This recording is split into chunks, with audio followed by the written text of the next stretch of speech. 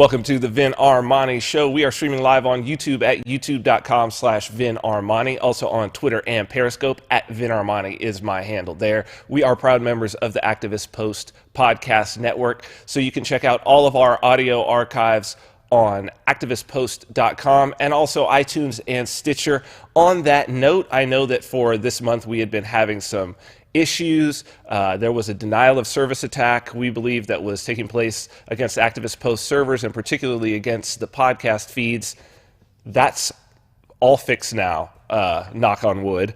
I coded a little solution for it that is working very well. So for those of you who have been struggling through for this month, it's all good. You can go and get caught up on the episodes, and hopefully this will be the last time that anything like that happens. On that note, to start out the show, something that people have been asking for, I cannot tell you how many emails and private messages I've been getting, people asking me. I guess it was about 2 months ago that I announced that I was going to start doing coding classes, that I was going to teach some online seminars for people who had absolutely no experience in coding but were interested in learning how. And I'm going to make the announcement today. Registration is open. So Christian, if you will, codefromgo.com. Codefromgo.com, because you are going to be coding from the word go. The whole point of this course is to get you learning to code by actually coding. This is not some boring classroom scenario. I'm a self-taught coder, and I've tried many different methods of learning, but I will tell you the best way to learn is to actually just start coding a project and steadily increase the difficulty level. I think this is one of the best ways to learn anything, that you just start doing it. This is also how I learned martial arts, same way, sports, same way. This way works. I've taught other coders in this way. Now, registration's open now. The first seminars, there's 6 90-minute courses on the first, what's called Code From Go Basics. That's what's open. That's going to begin on January 24th. There are going to be 2 live seminars a week, but of course, after you're registered, you can watch them live, or you can watch them on demand. I'm also going to do some like office hours, so some Google Hangouts during that period of time and maybe for a week or 2 afterwards as well, where you can feel free to come on live and ask questions. And of course, I'm also going to be answering your emails and direct messages, and there will be information on how to do all of that for everybody who registers. So, registration's open now. I'm thinking that I am going to cut this off. Maybe for this first one it might be 100, maybe 200. I've had probably 300 to 400 people reach out to me specifically asking me when this was going to start. So, codefromgo.com. I'll try to get as many people as I possibly can, but again, I want to be able to give as much private time to each person as I possibly can, within reason, because this is very, very important to me. So if you want more information, and I will mention this towards the end of the program as well, codefromgo.com. All right, that's that. So we have a great show planned for you today. Our guest is Jeff Berwick, the founder of the Dollar Vigilante, and also the host of Anarchast, and one of the organizers of Anarchapulco, which I had a great time at last year. We broadcasted from we did a show broadcasting from there live last year. Great time. Planning on going back again. It's in February, and so we're going to talk with him about that. Also, I thought that we would start off the year with a discussion about, I would say, that which we should think about holding sacred through this year in terms of the principles that we're going to walk through. It's been interesting. I've learned a lot over this past year doing this show and sharing these ideas with you, and I think that there's so much more for us to do this year. So, to get through all of that, to help me, as always, in 2018, my good friend, co-host, and producer, Mr. Christian Reyes. Christian. Good morning, Vin. Good morning, sir. Happy New Year. Happy New Year. You spent your New Year on the Las Vegas Strip. Yeah. You were talking to me about this. Share with the people what they should know about changes Now, you're a Vegas native. Yeah. So you've been around for many New Years. You happened to be outside this year. So you saw it all go down. Yeah, and you were in the middle of the strip. Yeah. Dead middle. Right in the heart. Right in the heart, across from the fountains. Couldn't be more center. What was going on the strip this year that you found notable? Yeah, it seriously felt like something out of a Terminator movie.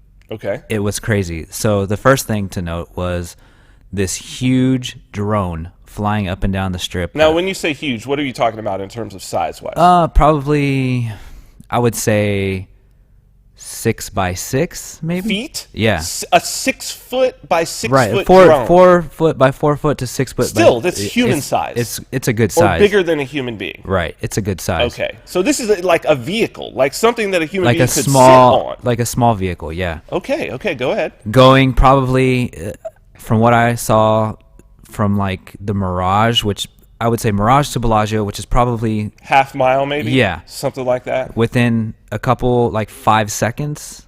Okay, that's 6 seconds, like lightning. Maybe fast. It's a quarter mile, somewhere between a quarter mile and a half mile. Okay, like lightning fast, dude. And it was lit up, so it wasn't like it was stealth, but it was still something like. Did it have police lights on it? Yeah, it did. Oh, it had police lights. Red and blue lights and green. Red, blue, and green. And how high was it flying? Like below the top of the hotels or above the top? No, above. So it's above the probably hotels? Twice as high as or like... Twice as high as the hotel. So right. a couple hundred feet probably. Right. Okay. The next thing would be the... one, the presence was weird too. It almost felt like a martial law type scenario. Cops moving up and down the street, blocking off the roads, and then...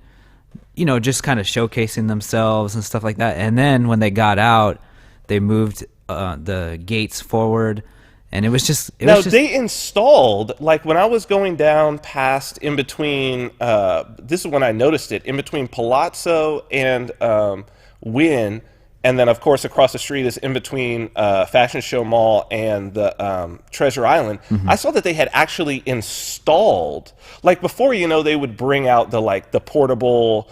What do you call those things? The portable like the cement barriers, whatever, yeah. and they bring them in on trucks. I had saw that they had actually installed these gates pillars, yeah, and on pillars, but installed in the ground, right? So permanently. The last 2 months. Well, I would say it started about 6 weeks ago. Okay, it took them. It was really quick actually, but they installed these pillars all the way up and down the strip. Right. Like in the center of the strip. Right. I don't know how far it goes, but last night, and this is crazy, they got it down to a science. They put the gates up, they had all the porta potties and all that stuff like that. Yeah.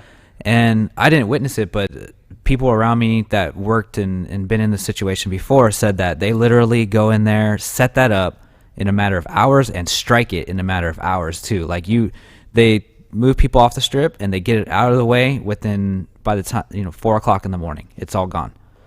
But I wonder if those gates are still there. I'm going to have to drive by. Because what's weird to me is the idea that, why would you install permanent gates if the only time... So when do they shut down the strip 2 times that I know of. One is the Rock and Roll Marathon. Yeah. And one is New Year's Eve. Is there any other...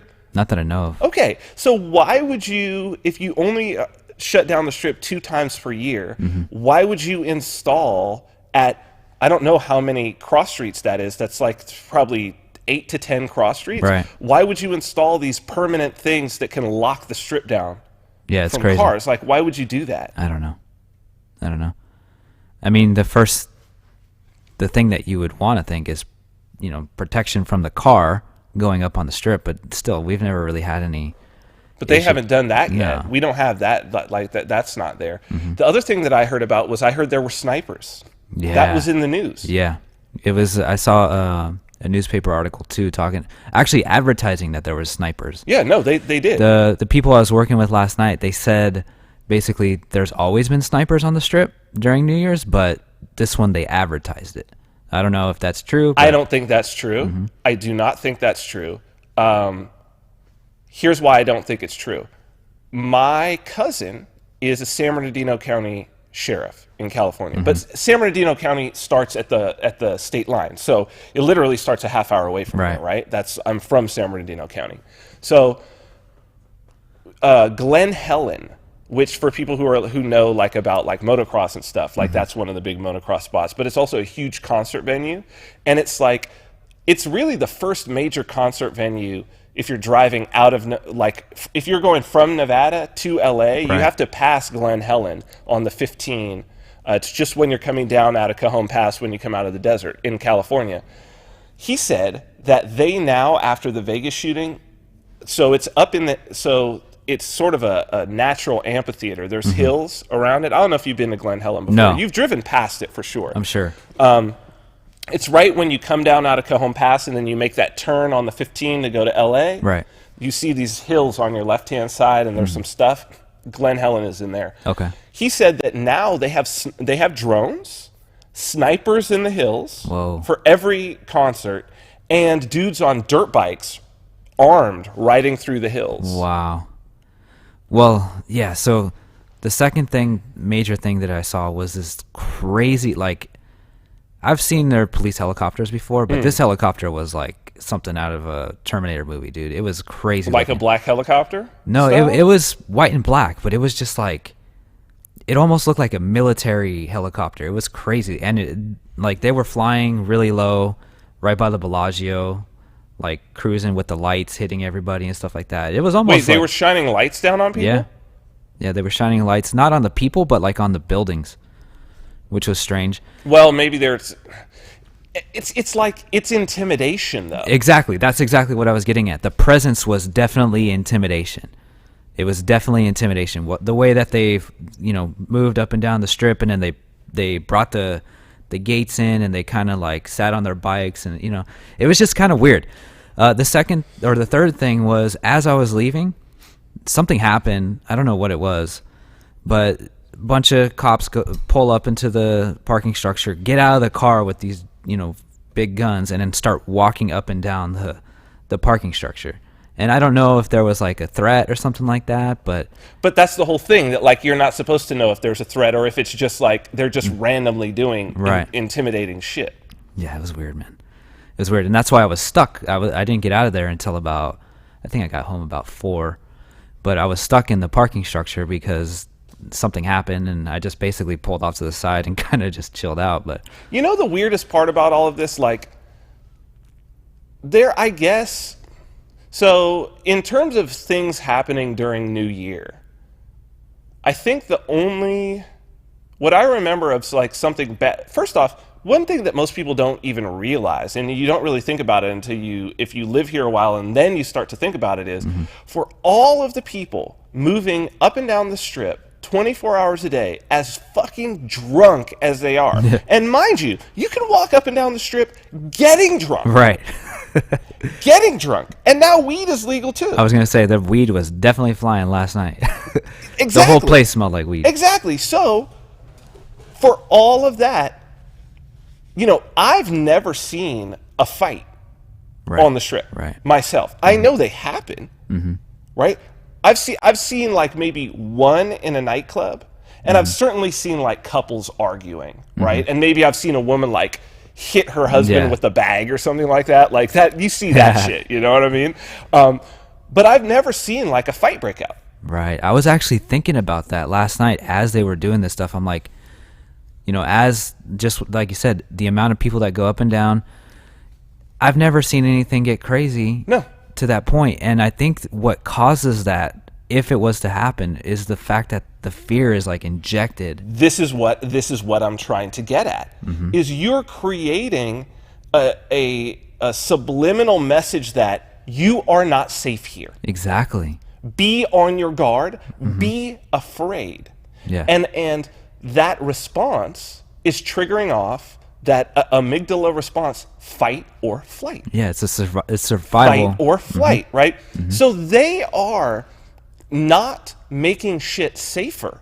No. They are making shit less safe because they are subliminally, not even subliminally, like they are putting into people's heads, like, because if you show up and you see this massive police presence, you see these drones going, the only thing you could think to yourself is, it's not safe here. Yeah, I was going to say, am I safe here?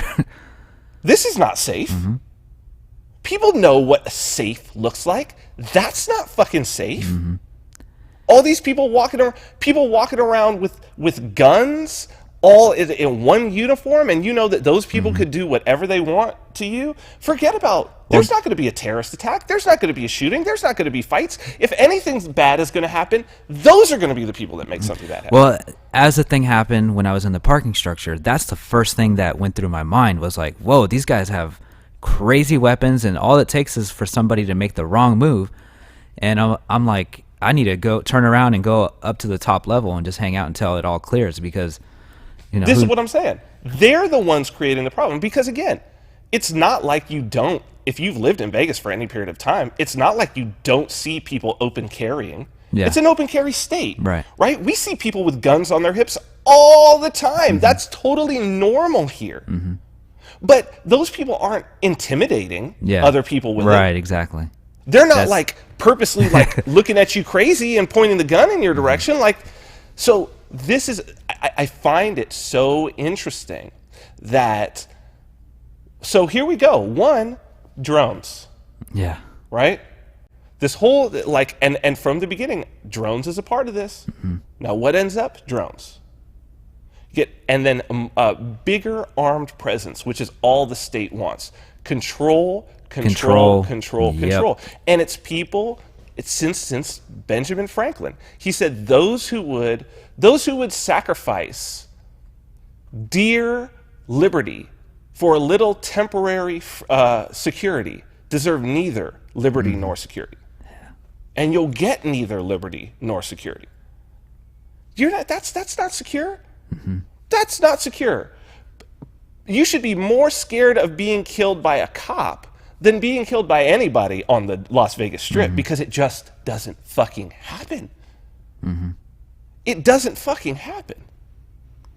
I think the one incident that was the big incident was like maybe 3 years ago, where those two guys who were pimps or whatever got into a fight with each other at Aria or something like that, Hayes nightclub maybe.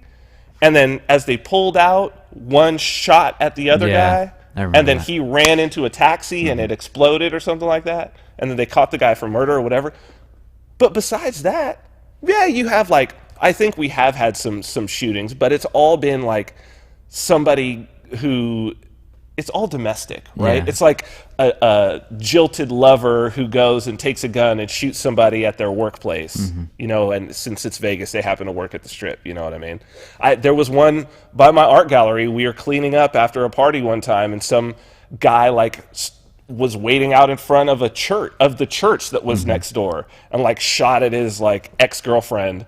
A bullet whizzed right past my head. It was crazy. Like a dumbass, I peeked my head out like, what the fuck is that? And whew, like the bullet goes right by my fucking ear. I was like, this ain't good. Really not good. Really not good. But dude, I think this is important because it says what changed. Yeah. Something changed. Everybody knows that 2017 was an important year. It was a pivotal year in our culture. Shit has flipped. Shit has changed. Technologically, shit has changed. Culturally, shit has changed. And that's something that I wanted to get into for today. So, also too, go ahead, please. One thing that I noticed if you removed all that shit out of the picture and had that weird presence, like if it was gone, yeah, it would have been absolutely like incredible experience being on the Strip. Yeah, it's watching all the fireworks around you and stuff like that, and just being there, and all the crazy people kind of. But I was working too, so. Sure. But I mean, it would be an incredible experience if that presence wasn't there. You know. Well, they're purposely trying to impose their will on the situation. Like that's a difficult thing for people to understand about psychopaths and about the psychopathic norm that is the state. They want there to be a division between people. Right. They want there to be a fear of you to another person. It's very much like if you are in a workplace, some people have had this experience. I've had it one time. When you are in a work environment and it happens a lot in bureaucracies, especially people that work for the government, where you might actually have a psychopath at your job. One of the things that they do is they try to sow discord between other people, right? To keep everybody else as their own individual unit. Why? Divide and conquer. So they're going to tell you, oh, hey, did you hear what so-and-so did? Or what so-and-so? And then they're going to talk to that person. Oh, did you hear what so-and-so did? Right. And so-and-so, so-and-so. Because a psychopath knows deep down that if other people trust each other, they are in danger. They are in danger because other people are going to, when people trust each other, they're going to be like, you know, that guy's kind of a psychopath. Like, there's a problem, which is why freedom of association, freedom of assembly, freedom of speech, freedom of the press, freedom of religion, that's all in the First Amendment. It's all in the First Amendment because the Founding Fathers realized, they were like, hey, corruption, the only way that you can recognize corruption and the only way that the only way you can get rid of corruption is first you got to recognize it. Unless people can get together and be like, hey, man, did you notice the behavior of these individuals over here? And they're like, yeah, man, I noticed that too. I thought it was kind of fucked up, but I thought maybe that was just me. Nah, it's not just you. It's not just you. It's fucked up. Yeah. It's fucked up. And so, but the psychopath knows this. And the psychopathic system is built to stop that behavior from happening. Interesting. Fake news, it's fake news, right? That's what it is. Because the alternative media isn't that fundamentally what we do, is we're like, is that fucked up to you? Yeah, it's fucked up to me. Hey, it's fucked up to everybody. The mainstream media is not covering how fucked up it is. Like, that's 99% of what alternative media is us addressing to each other, yeah, I thought that was, I think that shit's fucked up too. Oh, this is the reason why? But it's so important for their power and their control that we don't do that. That we don't do that. That's why 2018. So was there something else from the strip? Yeah. I'm telling you, man. Well, one thing is, I'm still a little under the weather, but I'm better. I'm getting much, much better. 2018, gonna be a big year. Oh, yeah. Gonna be a big year. So, what is 2018 looking like for me, the coding classes, right? Gonna write another book. The second in the trilogy. Selfownership.me, you could go to get the first one. We're on the 5th printing now. 5th printing of this thing. An interesting thing, we've printed so many books now that the newest printings do not have the date on them anymore on the back. So those people who have the dates, they've basically got like limited edition, those people who have it already. Awesome. So that's really awesome. Available with cryptocurrency, had to stop. Also, baby vodka, the vodka's there, gonna be doing that.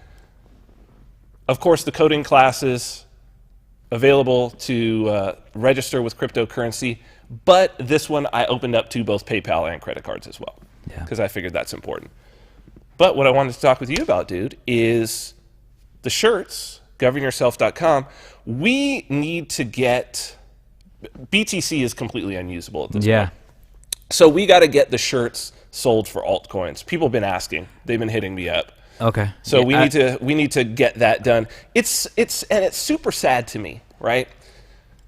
You know, people would say, "Oh, you're a BTC hater. You're like a Bitcoin hater. You're trying to attack Bitcoin and all of this." And it's like, no, dude, I don't want Bitcoin to fail. Do you know how many fucking orders of these things we've gotten with people using BTC? No, I'm happy to take it, but who can pay for a $25 signed book? Never mind the people who just want the digital copy, right? The audio book and the PDF copy. It's only $10 for that.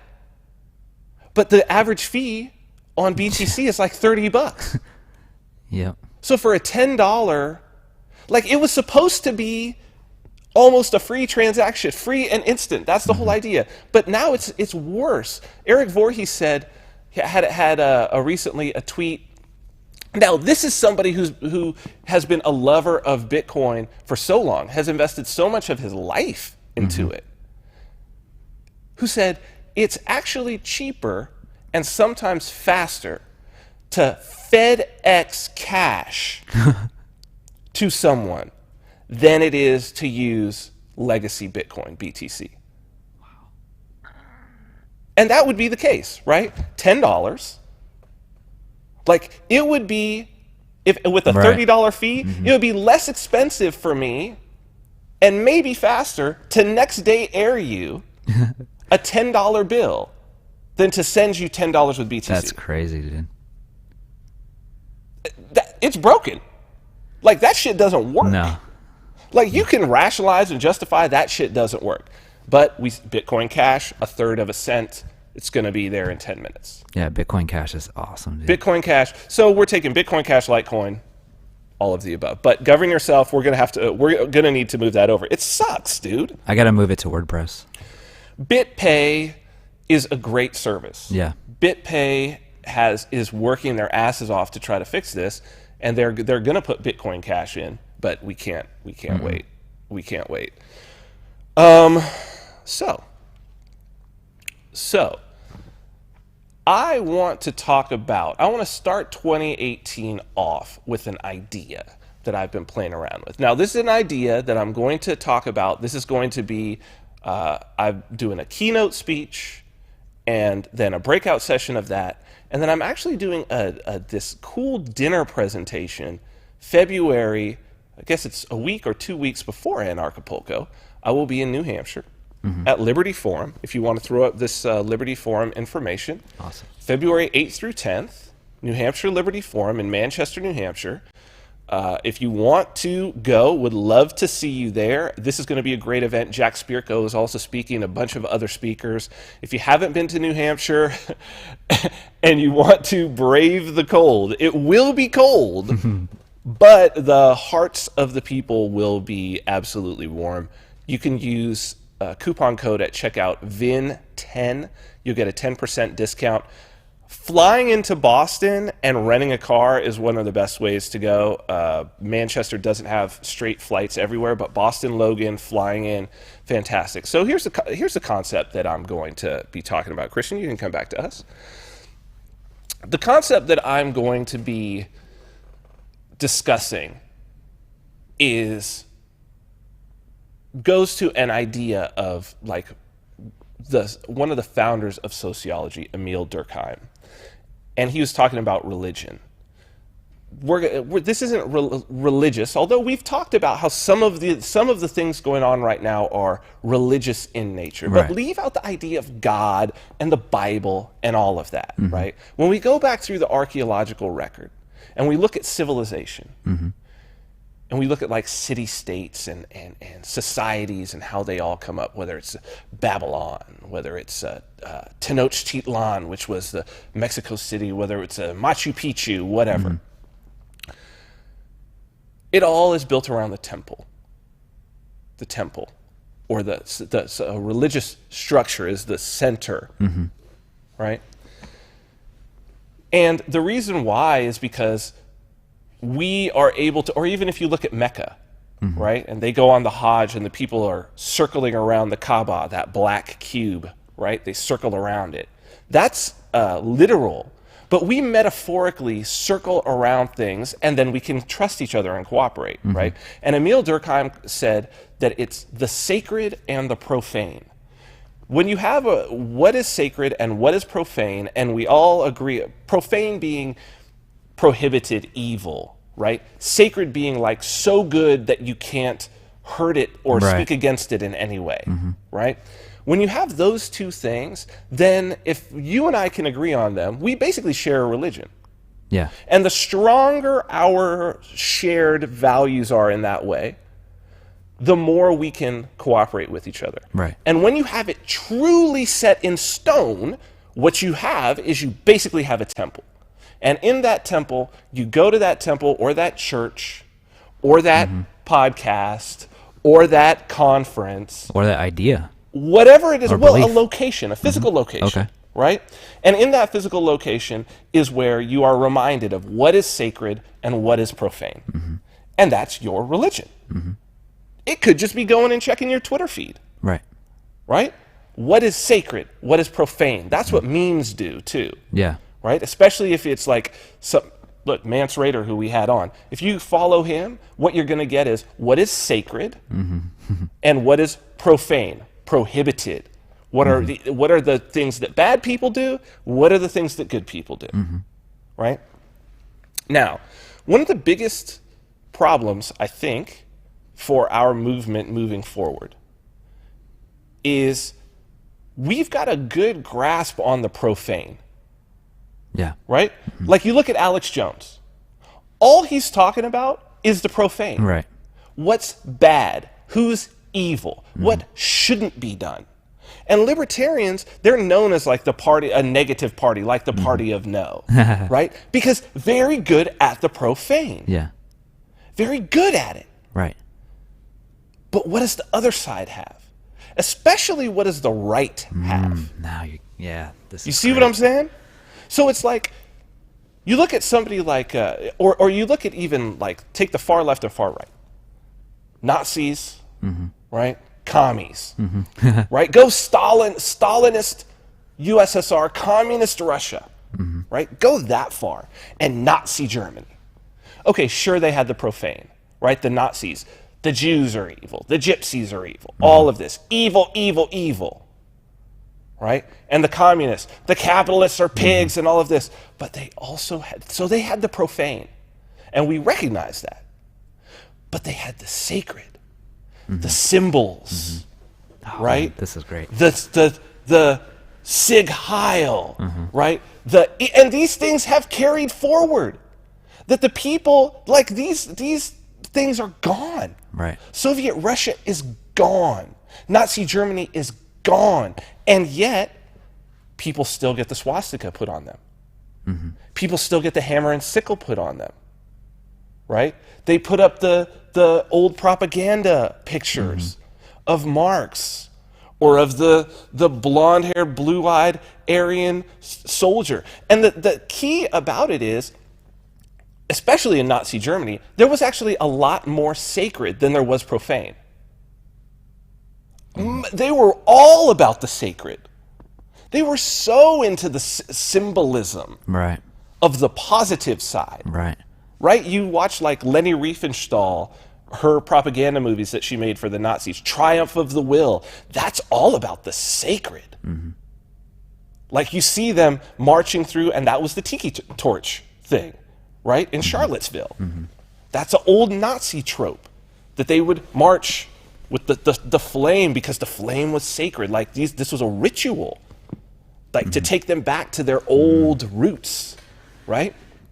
That's where the power comes from. That's where the cooperation comes from. This is great, man. This is great. So, looking at that too, and this is why I disagree with a lot of what Alex Jones does and that side does.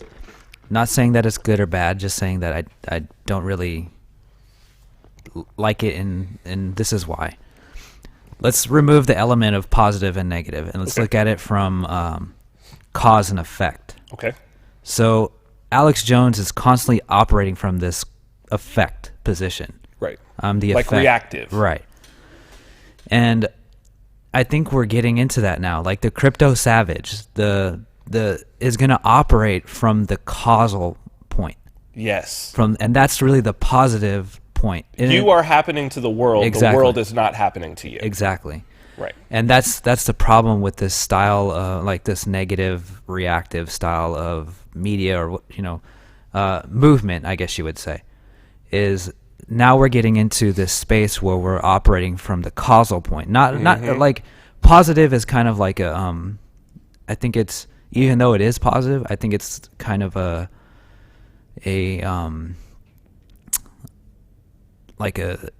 it's a weird.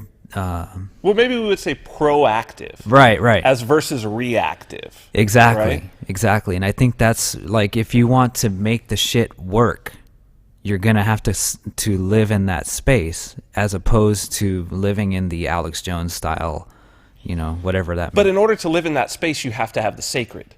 Yeah. Because you have to have something that you're running toward, not just something you're running from, right? Like that's the profane is what you run away from, and the sacred is what you run toward. It's the example that you run toward, right? So I've been thinking a lot about this. Awesome. And I think that we are, because like even we're talking about this Vegas thing, right? And it's like, we're talking about the profane of what those police were doing. But it's like, but what are we running toward? Like there's the baseline and then there's the profane. And if we let them just have that, then we never, because all we can ask is that all that we can try to do is to stop, to pull things away. No, it's not about pulling things away. There is a move forward. So and it's been done before. Of course, you know that I love to go through history, right? So I want to present the context. This is where I want to move this year. And I think that we've been moving in this direction, and it's just begun to be clear to me. So throw up this truth thing. And I just want to walk through this. So, agorism for me is of course, it's when anarchism made sense to me. It was the path. And so Sam Edward Konkin said, when people are like, what is agorism? I talk about this all the time. From an agorist primer, his definition, he says, agorism can be defined simply. It is thought and action consistent with freedom. He's big on this word consistency. Consistent with freedom. Right? Go to this next thing. So when we talk about freedom, I think from the context of us as Americans, the Declaration of Independence, and especially as anarchist, super libertarian document, goddamn. If you have not just sat and read it, read this thing. Like, don't discount it. Yes, I understand. The author, Thomas Jefferson, owned slaves. I get it. But it's also those words that were part of the reason why there no longer is slavery, and in fact, why we have the most egalitarian country that exists. So, hypocrite? Yes, but these words were very, very important, and they are as true and something that is a bedrock of our culture. So, we hold these truths to be self-evident, that all men are created equal, that they are endowed by their Creator with certain unalienable rights, that among these are life, liberty, and the pursuit of happiness. So obviously that's that freedom. Thought and action consistent with freedom.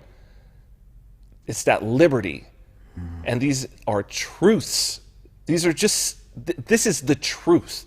The truth is that you have unalienable rights to life, liberty, and the pursuit of happiness. Locke initially said property in that statement. He also did actually say pursuit of happiness. I write about and pull that passage from Locke out in my book. I like pursuit of happiness better actually than property because it goes a little more to labor, to your actual activity. So this is where the kernel was, and this thing has evolved and it's moved forward. So go to this next one. Now, this is a word that I'm going to start using more because this ties agorism together with the Declaration of Independence, with every other movement that has ever worked. And it's a word, satyagraha.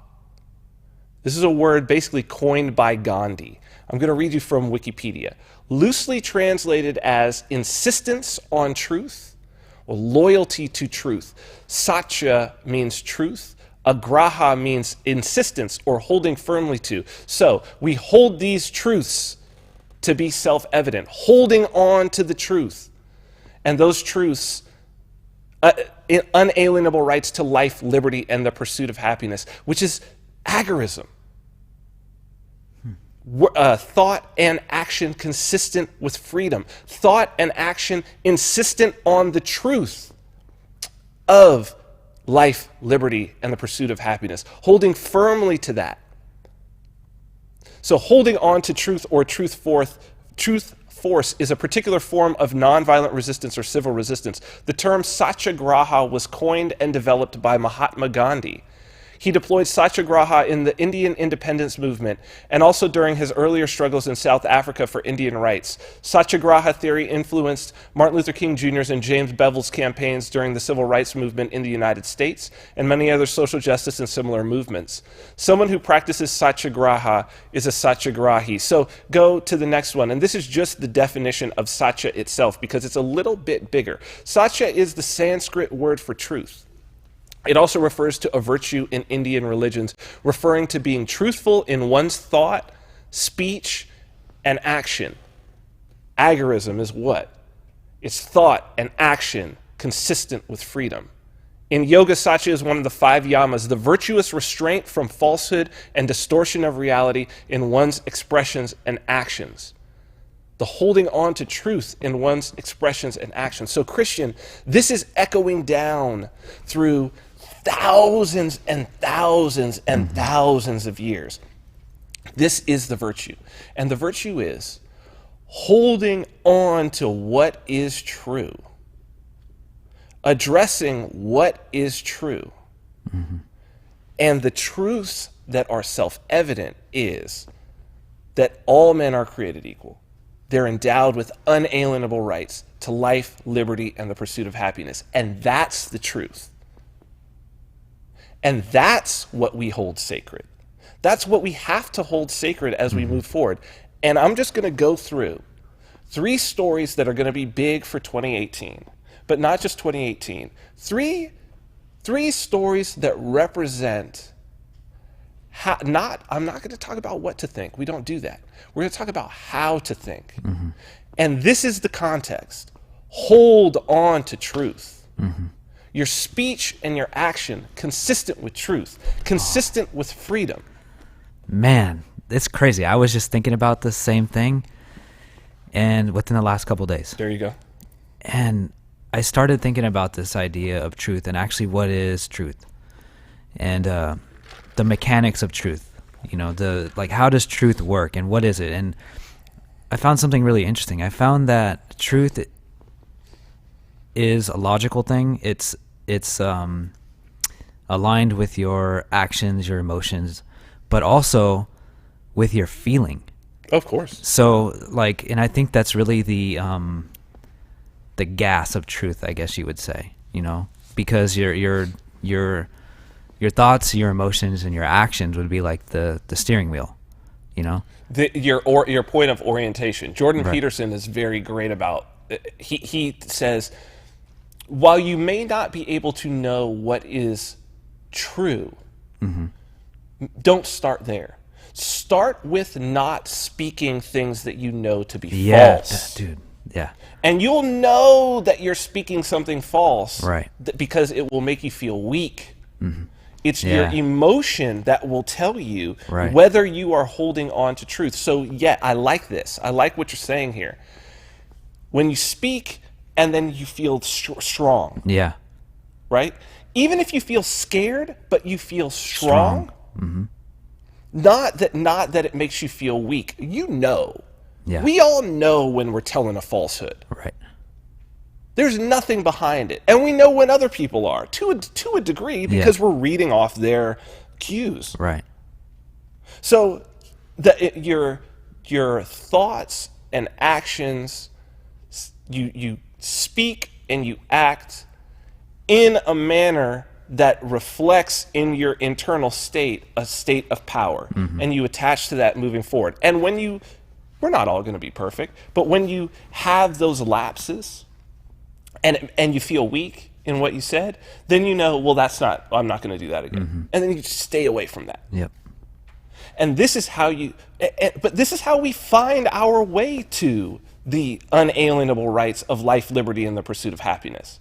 Because it's like when we enable others to have life, liberty, and the pursuit of happiness, when we enable that in the world, we feel strong. Yeah. Even if maybe we lose in the short term.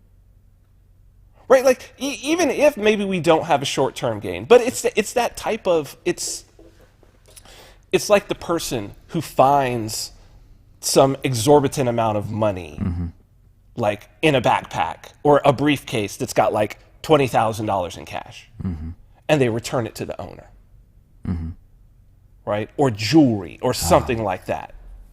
You know what I mean? Yeah, that's great. You took the short-term loss of taking the jewelry, but how do you feel with each action? How did you feel handing that back? Right. And the person smiling and thankful. Right. Man. How do you feel? Or how do you feel with spending the stolen money? With that too, what I found was also the truth has to be witnessed. Oh, absolutely. Just like when you're moving from knowledge to experience to wisdom, that experience is a witness that it's actually happening. With the same thing applies with the truth. As it's moving into the truth space, because it could be a belief or it could be an opinion. Sure. When it moves into that space where it actually becomes a truth, it's witnessed, just like it would be with wisdom. And it has to be expressed. Like that it because it is an action. Yeah. Right? And because it does, even if the witness is just you. Yeah. Because fundamentally you are the witness. Right. Right? So these are the things to keep in mind. So we're going to go through 3 stories in this first hour. All of this is excellent. I want everybody to keep all of these things in mind and watch your emotions as we move through these 3 stories, because they're 3 stories about basically the same concept and core, and that is sticking to the truth. So let's go to news number 1. I love this here. 3 things cannot be long hidden: the sun, the moon, and the truth. That's Buddha. One of my favorite quotes is from Charles Saatchi. He says, and I have probably said this on the show before, but I like it so much. Someone was asking him about discovering, he's discovered so many artists. He's like the biggest contemporary art collector in the world. He's discovered very many artists. And a reporter asked him, well, do you think that these people would be discovered had you not discovered them? And he said, talent is in such short supply in the world that it's rather more likely that mediocrity is mistaken for genius than that true genius goes undiscovered. And that's true. The truth, you cannot keep it hidden. And truth is often genius. So 3 stories today. First story is a marijuana legalization story. Now, people know how I feel about this. I'm 100% decriminalization for the reason of holding on to truth. We just had recreational marijuana become legal in California after this massive fight. I lived in California growing up. Oh, if we could only have recreational weed in the entire state of California. Only 47 licenses for recreational dispensaries. You know how many there are in Los Angeles? City of Los Angeles. I think actually all of Los Angeles County, but City of Los Angeles, 0. 0. Oh no, Los Angeles County, I believe they have 4. They're all in West Hollywood, which is its own incorporated city that sits inside the City of Los Angeles. Besides that, Santa Ana. You've got to go down to Orange County. In traffic, that's a 2-hour drive to get recreational weed. Now, as I say, I grew up in California, never had a problem from the age of 15 getting weed. I could get weed in 20 minutes when it was still completely illegal. Never had a problem with the cops. Don't know anybody who did. Then you had medical marijuana come. $40 and a 10-minute visit to a doctor to get your card. And then you could go and get weed at hundreds, thousands of dispensaries. Okay, now we've got recreational, right? But if you actually read the law now, they can tax it more. Every city can decide whether or not they're going to have dispensaries. So you didn't get any sort of rights. The idea is that the government has a right to decide what you can and cannot do with a plant, whether or not you can grow plants and whether or not you can consume plants. And now the truth of the matter is the government doesn't have, no man has a right to tell another man what to do in that regard. And I mean, if we want to get religious with it, if we want to keep it sacred, that's actually, that's given to human beings. That was given to the first man by God in Genesis. Chapter 3. Kicked out of the garden, and he said, you're going to till the fields and you're going to eat of the fields. For you, that's it. That's what we've got. To grow plants and to consume plants, that was given to the first man by God. And now you're going to let another man somewhere else tell you whether or not you can do that. Is he God? And now you're going to have to start making some decisions. Now, I've said from the beginning, pushing this path, legalizing marijuana will make you less free. Show me this weed story.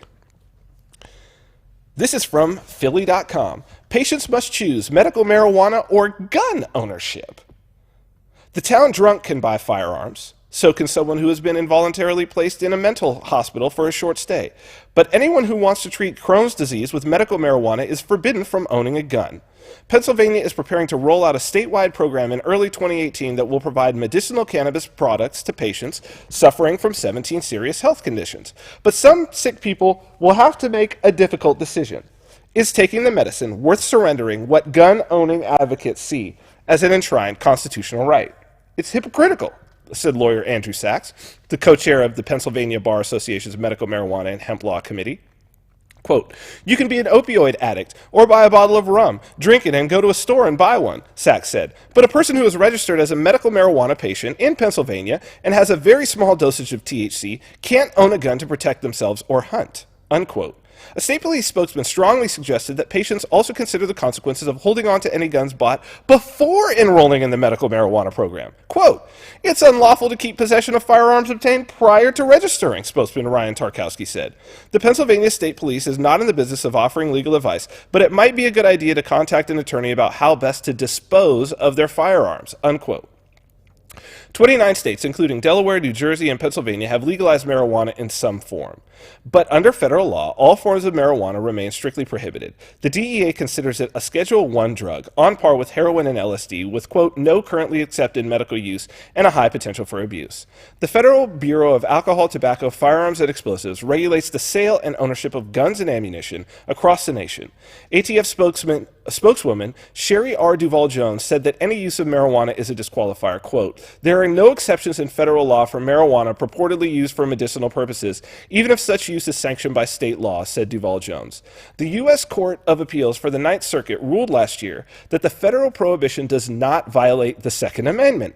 The NRA has remained silent on the issue. A spokesman did not respond to a request for comment. Gun dealers last year were sent an ATF bulletin that left no room for loopholes. A dealer who even suspects that a customer may be using cannabis is obliged to stop a sale, ATF's Duval-Jones said. Federal regulations bar firearms ownership to anyone who illegally uses a controlled substance or might be addicted to any drug. Alcohol is not considered a controlled substance, Duval-Jones said. Therefore, a person who is addicted to distilled spirits, wine, or malt beverages would not be prohibited under law.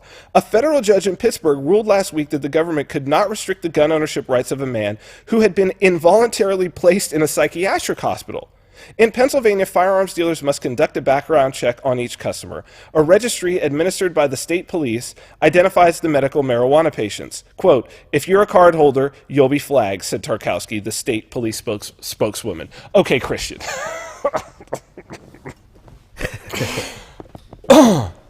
Wow. Yeah. Okay. And this is where we get into satyagraha. This is where we get into holding on to truth. Okay? And it's why having things sacred is important. Now, there are a lot of people who hold the Second Amendment sacred,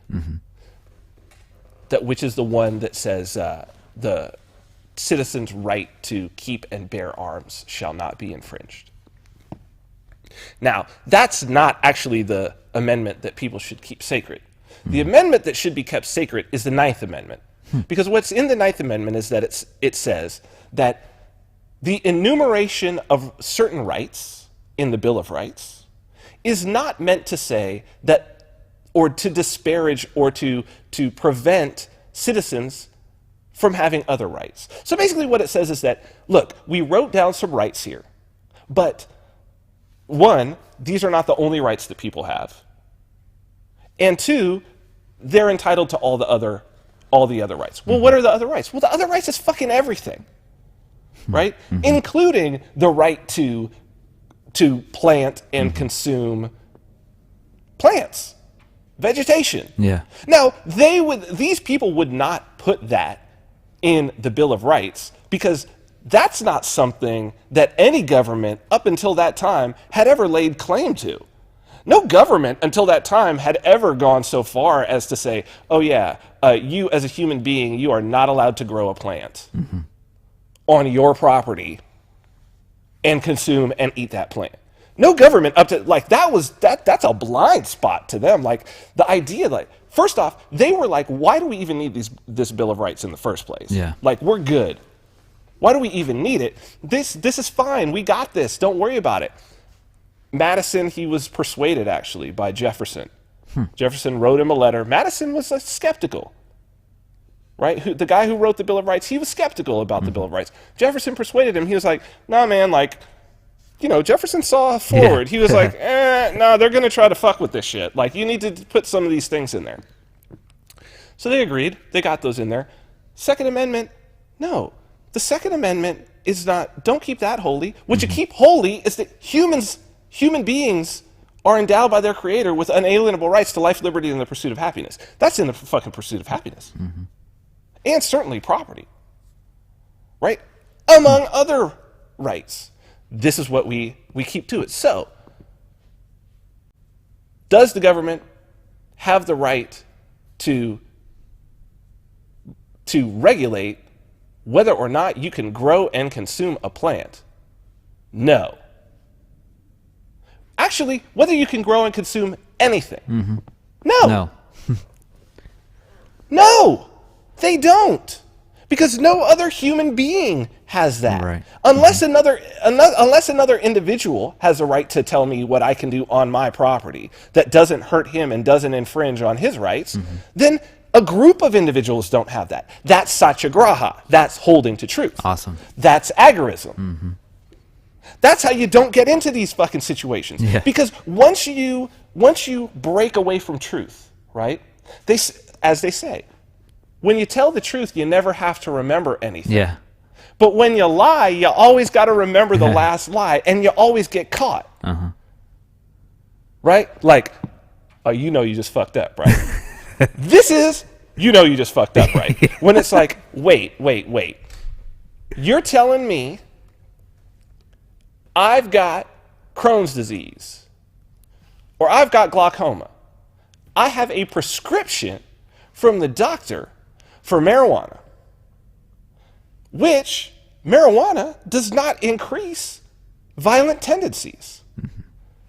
However, if I had a prescription for antipsychotics after having been thrown involuntarily into a psychiatric hospital because I'm schizophrenic, you still have to sell me a gun. By law.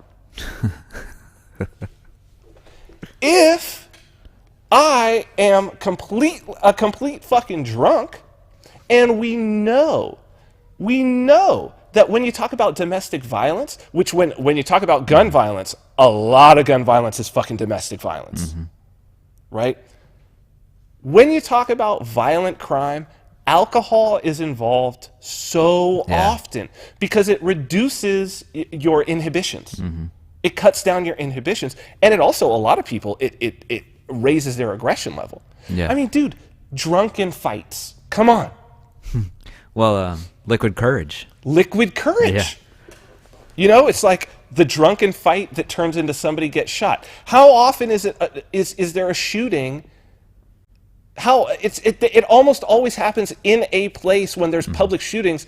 It's like in a place where the alcohol is served, a fucking bar, something. People have alcohol in their system. That's what. No, but drinking alcohol, you could actually have like a bottle of Jack Daniels in your hand and be buying a gun at that time. That's crazy. Do I think that that should be prevented by government? No, I don't. Mm-mm. But neither should any of it. That's not the government's right. But when you start to give up the truth, when you let go of the truth, when you don't practice satyagraha, when you don't practice agorism, when you don't hold these truths to be self-evident, when you don't hold them, when you let go, it all fucking falls apart. The only thing that holds us together as a society is when we hold those things sacred, which we know to be sacred. And this is what we as libertarians can start to do. This is our job. It's more and more our society, this shit is being let go. It was taken for granted for so long. And now it's not just being let go, but it's purposely being decimated by those who want to grab power, by the psychopaths. Yeah, this is the embodiment phase. This is the crypto savage. This is it. Yeah. So, that being said, does the government have a right to regulate voluntary exchange between two people? This is the question. This is story number 2. Not story number 2. Sorry, Ross. This is Ross. Ross Ulbricht files appeal to the Supreme Court on his life sentence without parole. This is from Reason. Ross Ulbricht was sentenced in May 2015 to life in prison without parole for various crimes connected to his launching the dark web sales site Silk Road. In May of this year, the Second Circuit Court of Appeals upheld his conviction and his grossly disproportionate sentencing. Ulbricht has now appealed the Second Circuit decision to the Supreme Court. Canon K. Shanmugam, the lawyer managing the appeal, summed up the legal issues that require settling by the Supreme Court in a December memo to potential amici in the case. Even those who might never dream of launching a dark website facilitating possibly illegal substance sales should be very worried about how the government convicted and sentenced Ulbricht, he explains. The case presents 2 important questions of constitutional law with broader significance for the rights of criminal defendants generally. First, the Second Circuit affirmed the government's warrantless collection of Mr. Ulbricht's internet traffic information by relying on the third-party doctrine, which the court is reviewing in a different context this term in Carpenter v. United States. This case would afford the court an ideal opportunity to address how the doctrine applies to internet traffic information. Shanmugam, a former law clerk to the late Justice Antonin Scalia, has argued 21 previous cases before the Supreme Court, has had at least 5 wins there, and has a good record of a 36% success rate in having cert petitions granted by the court from 2012 to 2015, and a 30% such success rate from 2013 to 2017. He says those Fourth Amendment questions related to digital information, right for reappraisal, are not the only issue at stake in Ulbricht's case. Second, the Second Circuit Court affirmed the sentencing court's determination of facts never submitted to the jury, which significantly altered the guidelines range and ultimately led the court to impose a life sentence. A sentence the Second Circuit admitted condemns a young man to die in prison. Several justices have previously questioned whether this kind of judicial fact-finding violates the Sixth Amendment. For both these reasons, this case warrants Supreme Court review.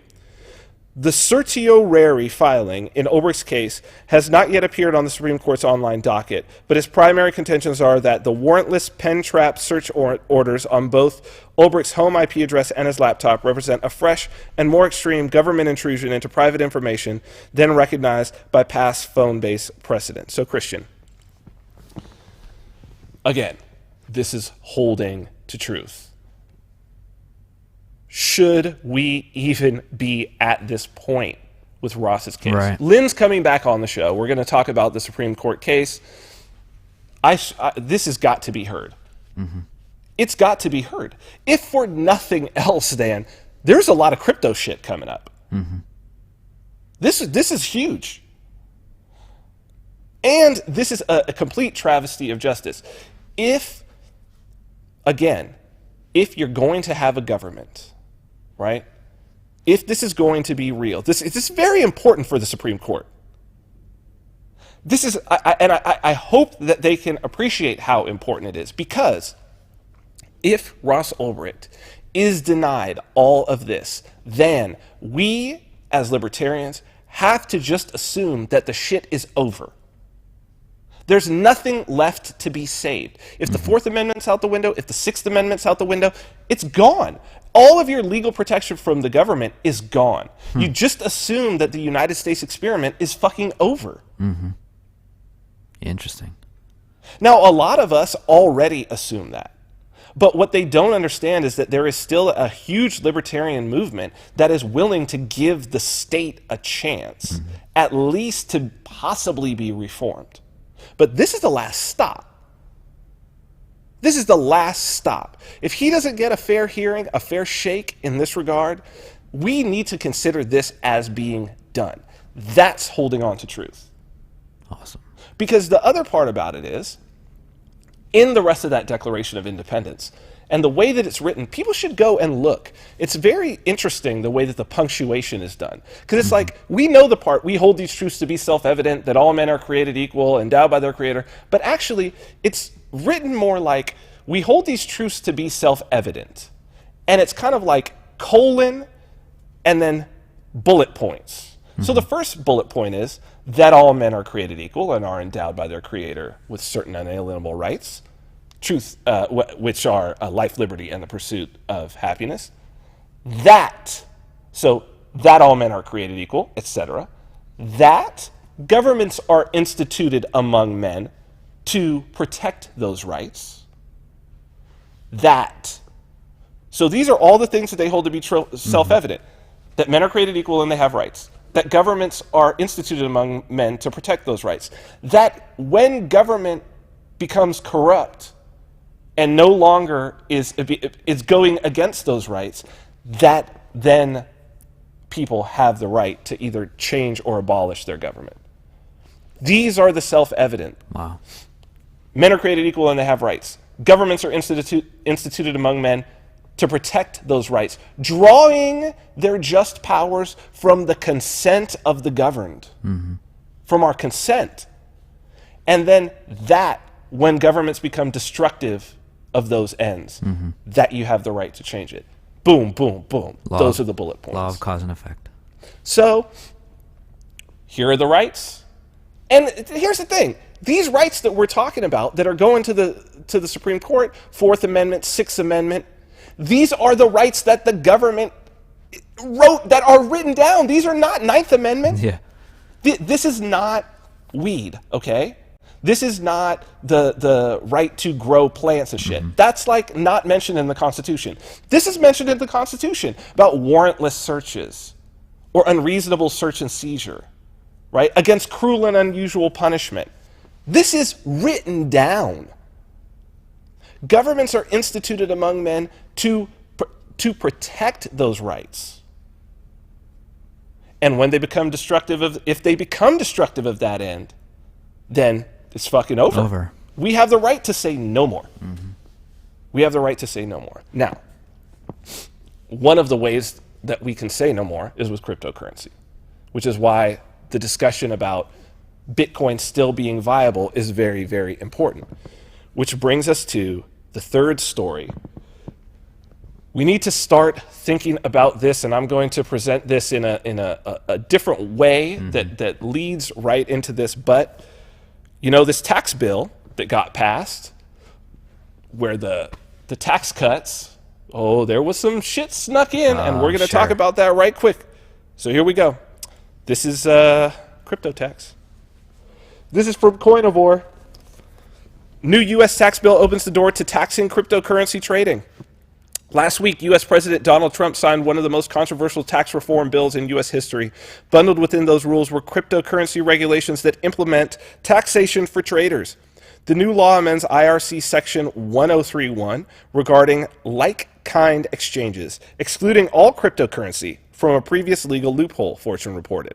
As Suzanne Walsh, a partner at the Murtha Kalina law firm, explained to Fortune, because of a tweaked definition of property, cryptocurrency is no longer eligible for the exemption. Quote, the Tax Act in Section 13303 amends IRC Section 1031 to delete property and replace it with real property. So you can see that I can no longer take the position that my Bitcoin to Litecoin exchange was a like-kind one under Section 1031, and I have to recognize the gain when I do it, Walsh said. Walsh added that the in-kind exemption can now only apply to real estate transactions, effectively closing a loophole that has been open to other sorts of property transactions, such as those involving Bitcoin. Digital currency owners are currently obliged to pay taxes when they exchange cryptocurrencies for fiat or physical goods, but the new rule now effectively means all crypto transactions are taxable. This comes after an IRS investigation revealed that only 802 customers of Coinbase filed an 8949 form related to Bitcoin-related capital gains or losses in 2015. However, cryptocurrency exchanges have yet to provide customers with a 1099 form to do so. This could mean that in the near future, Coinbase will be forced to not only identify all of its users, but to email them 1099 forms at the end of the year for tax collection purposes. So what does this mean, Christian? Where were we already, right? So, what's that? They go right out of my brain, the name of that dumbass lobbying firm. What are they called? Coin.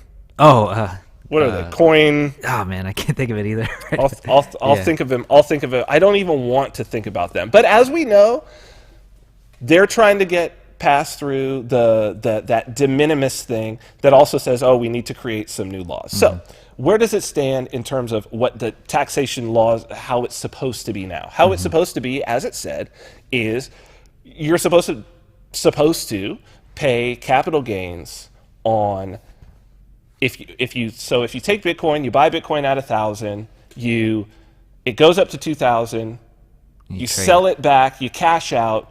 That would be considered $1,000 of capital gains. I think you have to have held it for a year. $1,000 of capital gains, or if you bought something with it for $2,000, $1,000 of capital gains, you got to pay a capital gains tax on that $1,000. Now, up until now, a loophole. It's not a fucking loophole. Like, I hate this term loophole. It's just like, it's what you haven't regulated yet. Right. Like, it's not It's a what you loophole. missed. It's the shit that is mine that you haven't yet stolen from me. It's something you missed. That's not a fucking loophole. It's just the shit you haven't stolen yet. Let's just get that right.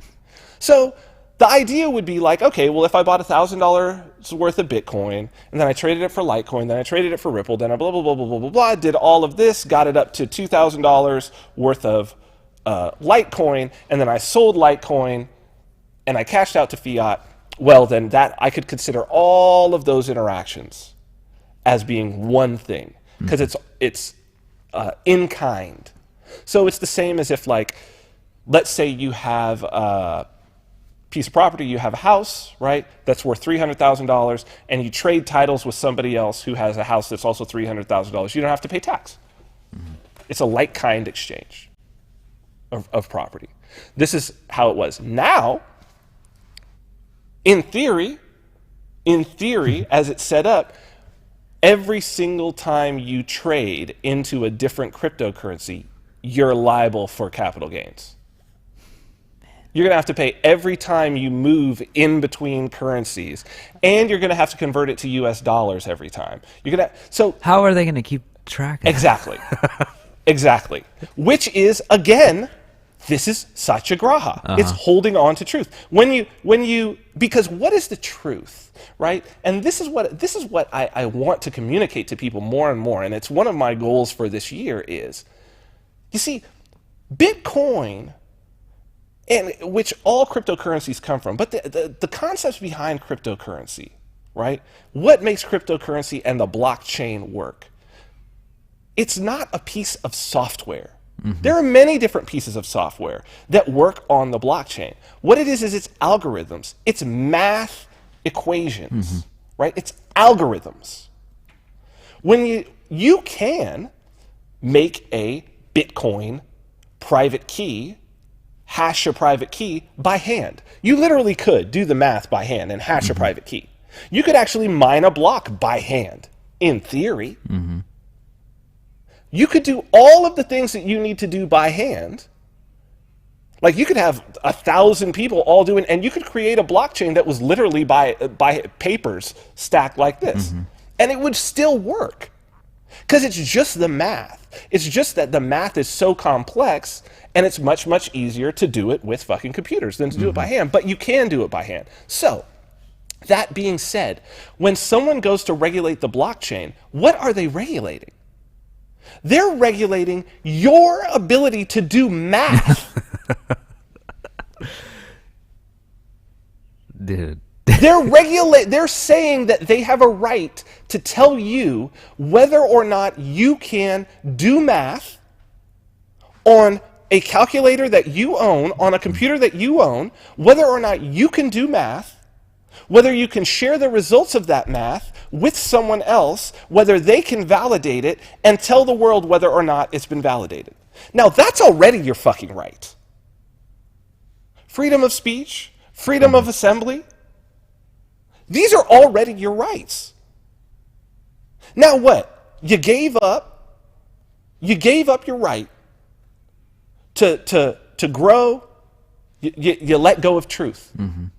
You didn't practice satyagraha. You didn't say no other man or woman has a right to tell another man or woman what they can grow on their property and what they can put into their body. You don't have that right. That's satyagraha. Mm-hmm. That's the truth. That's holding on to the truth. You let that go, you see everything falls apart. Yep. In this case, no. You do not have the right. No other person has the right to tell another person whether or not they can do math and to stop two people from doing math together or to try to extort from them any value that is gained from them doing that math, to extort it by violence. No, you don't have that right. No, it doesn't belong to you. That math doesn't belong to you. That math belongs to God. Mm-hmm. It's the laws of the universe that are being expressed. Yeah. You don't have that right. That is holding on to truth. That is satyagraha. That is agorism. When you let go, when you let go, it all falls apart. Hold on to truth. People need to start understanding this is just math. The more we talk about price, the more we wade into the weeds on some political discussion, it gets away from the fact that this is your right as a human being. As much as to be able to say 1 + 1 = 2. This is what Martin Luther was talking about when he was nailing indulgences to the door that started the Protestant Reformation. And the biggest thing that he did was he translated the Latin Bible. No, he actually translated the Greek Bible into German. He's a German person, into a vernacular language so that everybody could read the Bible. Well, now that's what you have. You have NSA level cryptography code that was previously only available. That's where this code comes from. People need to understand. The code, the elliptical curve digital signature algorithm that is the core of cryptocurrencies, that was smuggled out of the NSA. Wow. That was cryptographic code that the Navy was using in the military. This is military grade technology that's now been given to the people, and it's algorithms. It's just algorithms, and now it's ours. And if you give it up, you're giving up a lot fucking more. And if you say, oh, just give them a little, oh, they can have a little, let them tax it a little, you know, or these idiots being like, oh yeah, we need to have a reasonable laws about it. No, there's no fucking reasonable law about whether or not you can do math. That's all out of bounds. Yeah. That is the sacred. Just like there is no reasonable law about what you can and cannot say. There is no reasonable law. There is no reasonable law about what plants you can and cannot grow on your own property and consume or sell to another adult in a voluntary transaction. There is no reasonable law. That is holding on to truth. That is satyagraha. That is agorism. That is what we need to be pushing toward. There is no reasonable law. And we need to realize that when you let go of truth, it is just a mountain of lies, and it will destroy everything. Everything. There's no other choice. Mm-hmm. Man, what a fucking great show. That's what we're going for this year. Let's do this. Let's go to break. What a great way to start off 2018. We've got Jeff Berwick coming on, someone who has held strong to truth, and someone who's supporting other people to do it as well. Man. Let's go to break, then we'll come back with Jeff Berwick. The spirit of art. The spirit of technology. The spirit of individuality. Baby Vodka. An ultra-premium spirit conceived by Vin Armani. Handcrafted and distilled in Las Vegas by master distiller George Rotz. Each bottle, a celebration of the individual, custom engraved and hand-signed by the creators. Each element blending in harmony to create a beautiful experience beyond imagination. Baby Vodka, the spirit of Vegas. Created by Vin Armani. Tailored by Christian Reyes. Available for purchase exclusively with cryptocurrency at babyvodka.com.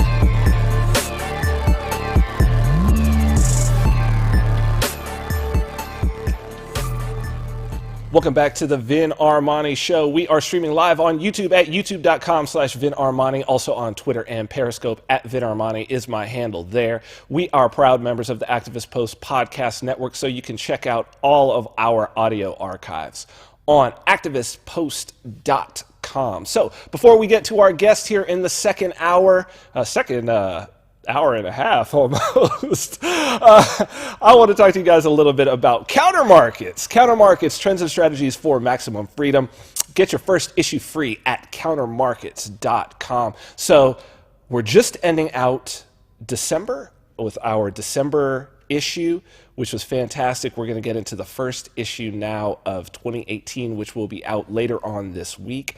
My new article is about how to get cryptocurrency without buying it for fiat, which is very, very important with this new tax regime coming, and these exchanges potentially handing over people's information. So this is where we need to go with the crypto savagery. Like, it needs to be cryptocurrency all the way through. I try to spend it as much as I can, and 2018 is going to be huge in terms of new market opportunities. So we are going to talk about that.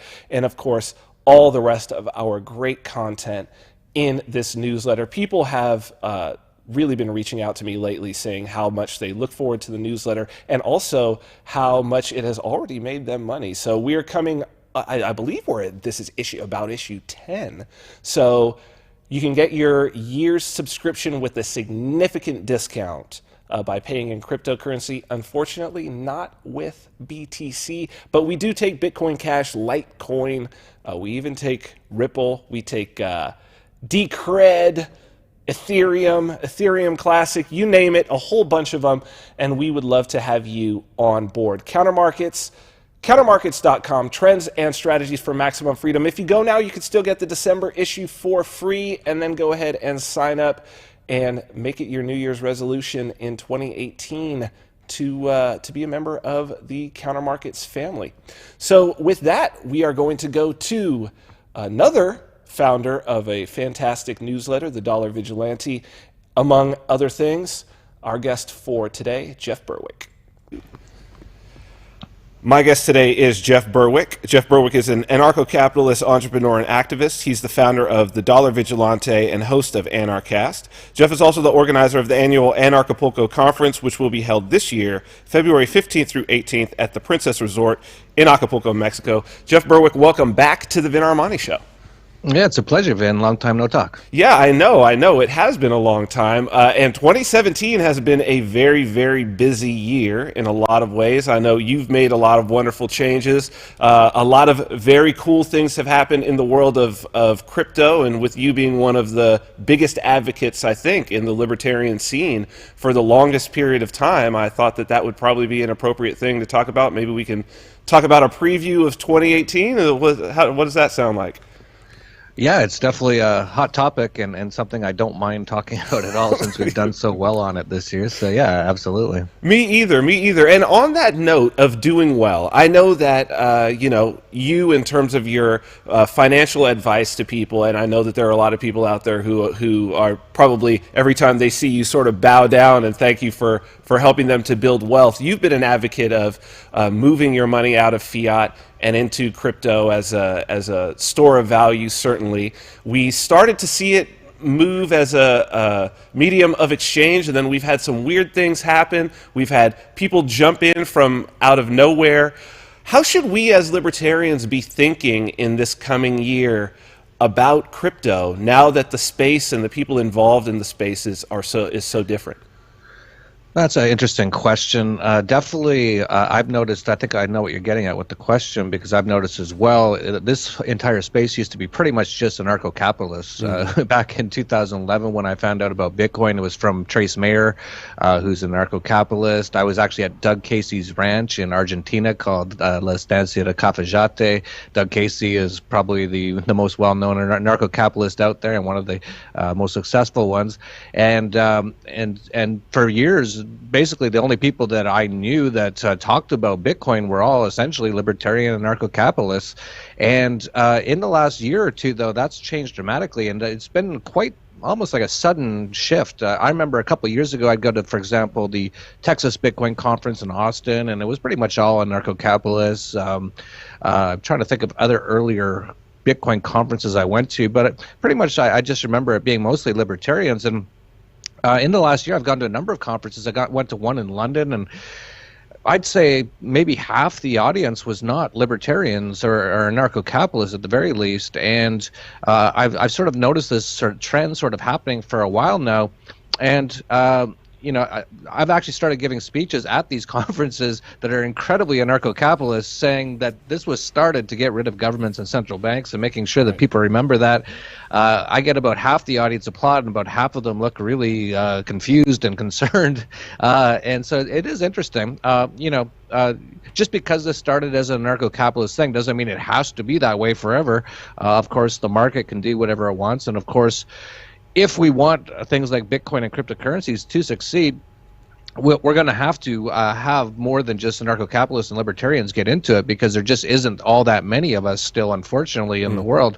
There might be a few million at this point, and really for Bitcoin and cryptocurrencies to be successful, we need hundreds of millions of people to start using it and be involved in it. So it is interesting, and we'll see what happens. And now we've seen a lot of the cryptos changing. We're seeing things like Ripple, which is like a banker coin, and things like that. We're even seeing Bitcoin kind of moving away from being digital cash now so much, and we're seeing a lot of more status types moving into it, a lot of more banker types. People like the chairman of Bilderberg in 2017 is actually an owner of Blockstream, which is quite involved in the core coding of Bitcoin, and they seem to be wanting to move it away from being a cash sort of a system. And then we've had the Bitcoin Cash fork that happened on August 1st, which is more like the anarcho-capitalist fork, saying, no, we want to keep it as cash. We don't want it to be taken away. Because really, if you look at what the globalists or the bankers, the people who really control the world, I think what their plan is now is to sort of make Bitcoin, so something like gold, because they don't mind gold existing. They're fine with it existing as long as people still use their fiat currency as currency in day-to-day transactions. They can still retain control of the money supply. They can still retain control of governments because they can control them through the increase and decrease in the money supply and in the manipulation of interest rates and essentially the counterfeiting of money. So I think what they're trying to do is change Bitcoin into being more like a digital gold, and we hear this term all the time now.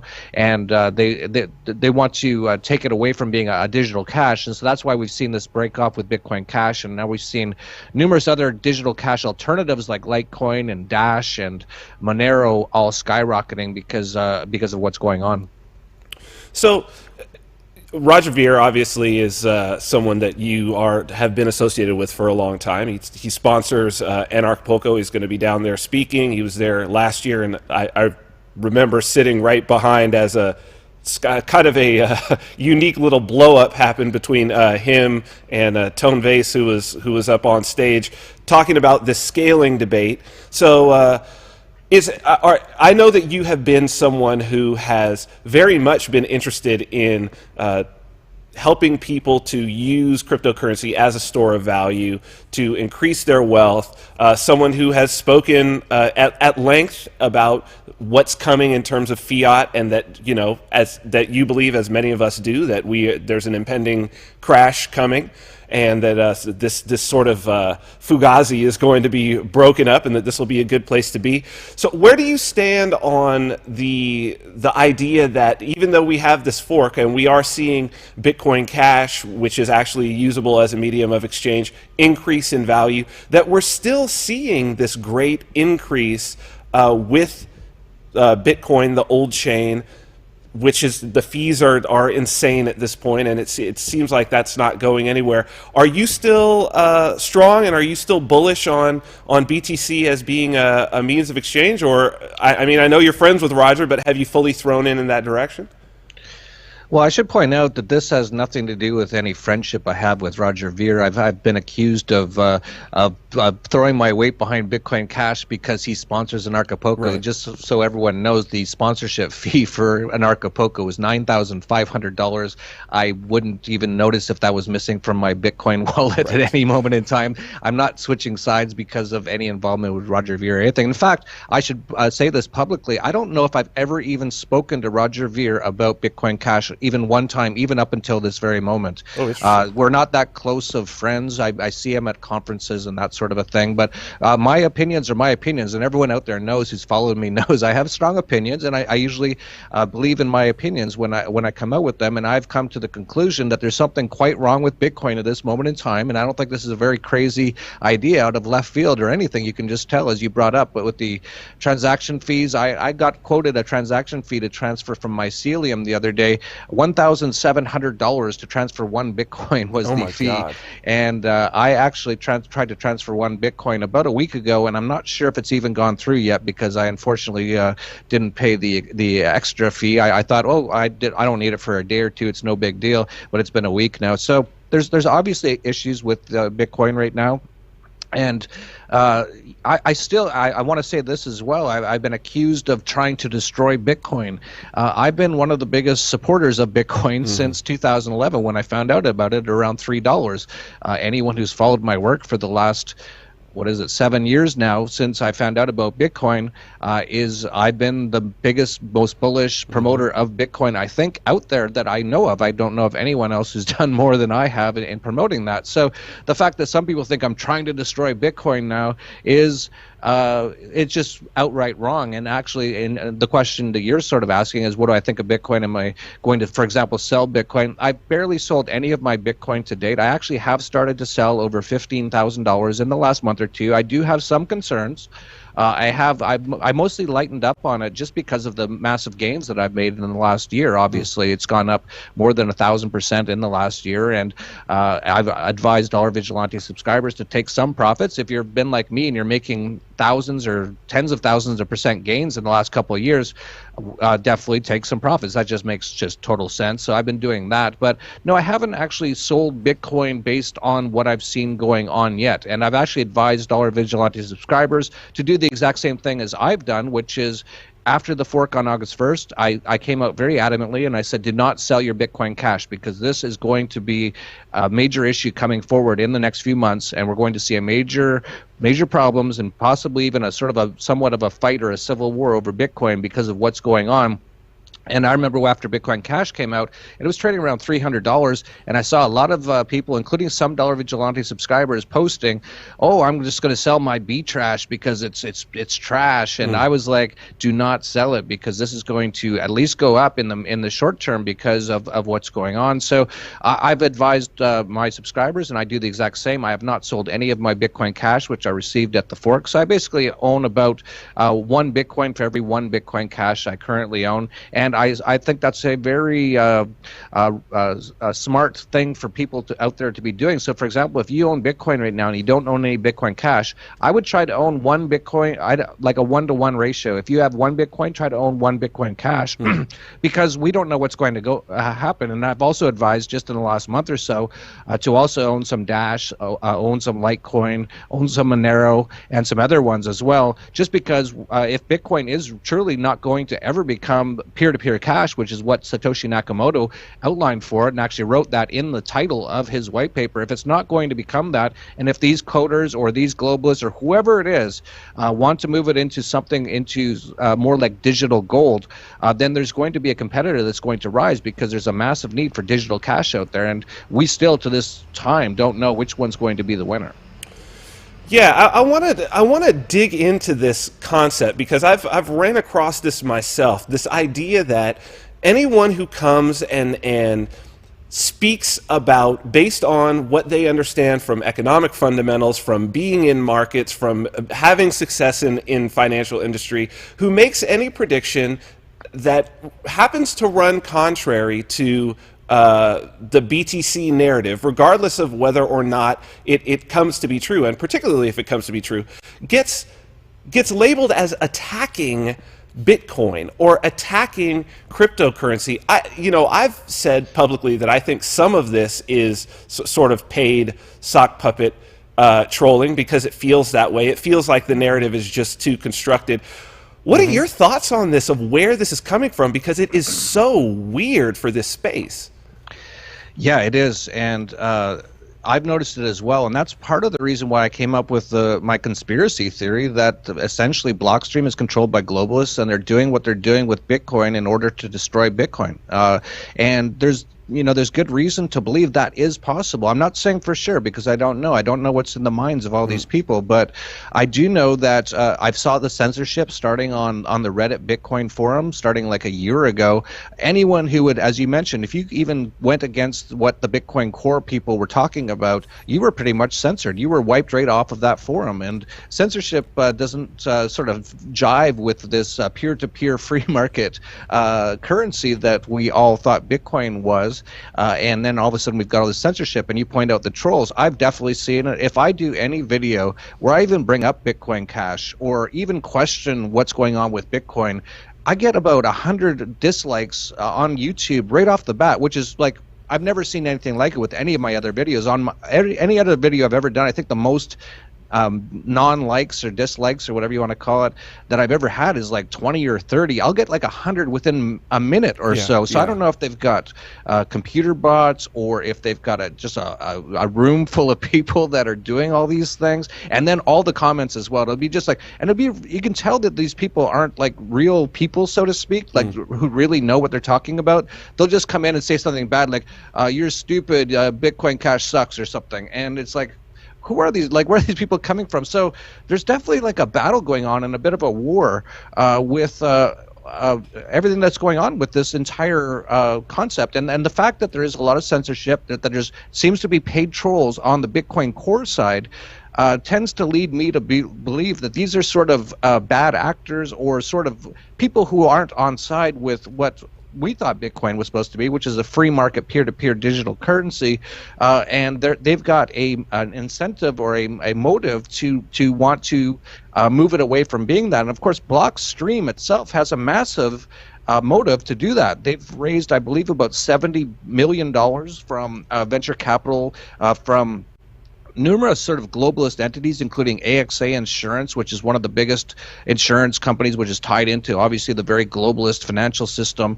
They've raised all this money, and their entire business model only works if Bitcoin is slow and expensive. And so you can just see the obvious incentives there for them to want to do that. So they build the side chains, things like SegWit and Lightning Network and all these other side chains where they actually will profit, but they'll only profit if Bitcoin is slow and expensive. So they've got a massive incentive to want Bitcoin to be slow and expensive, and it's quite clear that that's what they're doing now. And the fact that some people, or many people, are still on side with what's going on, either they don't understand what's going on, or they're confused, or they actually don't want Bitcoin to actually become a peer-to-peer digital cash that's used worldwide and that can potentially take down central banks and governments in the process.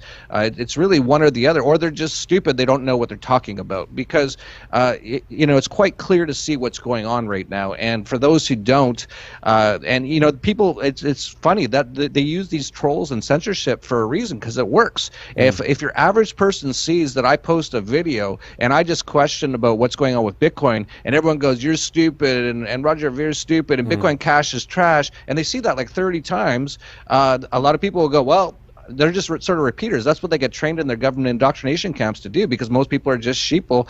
They just watch their television programming and repeat it, and that's how they've been so successful doing what they've been doing in the past. But this actually works. So you actually meet some people, and they'll be like, "Oh, you guys are the bad guys." Like, we're just trying to save Bitcoin here. That's all we're trying to do.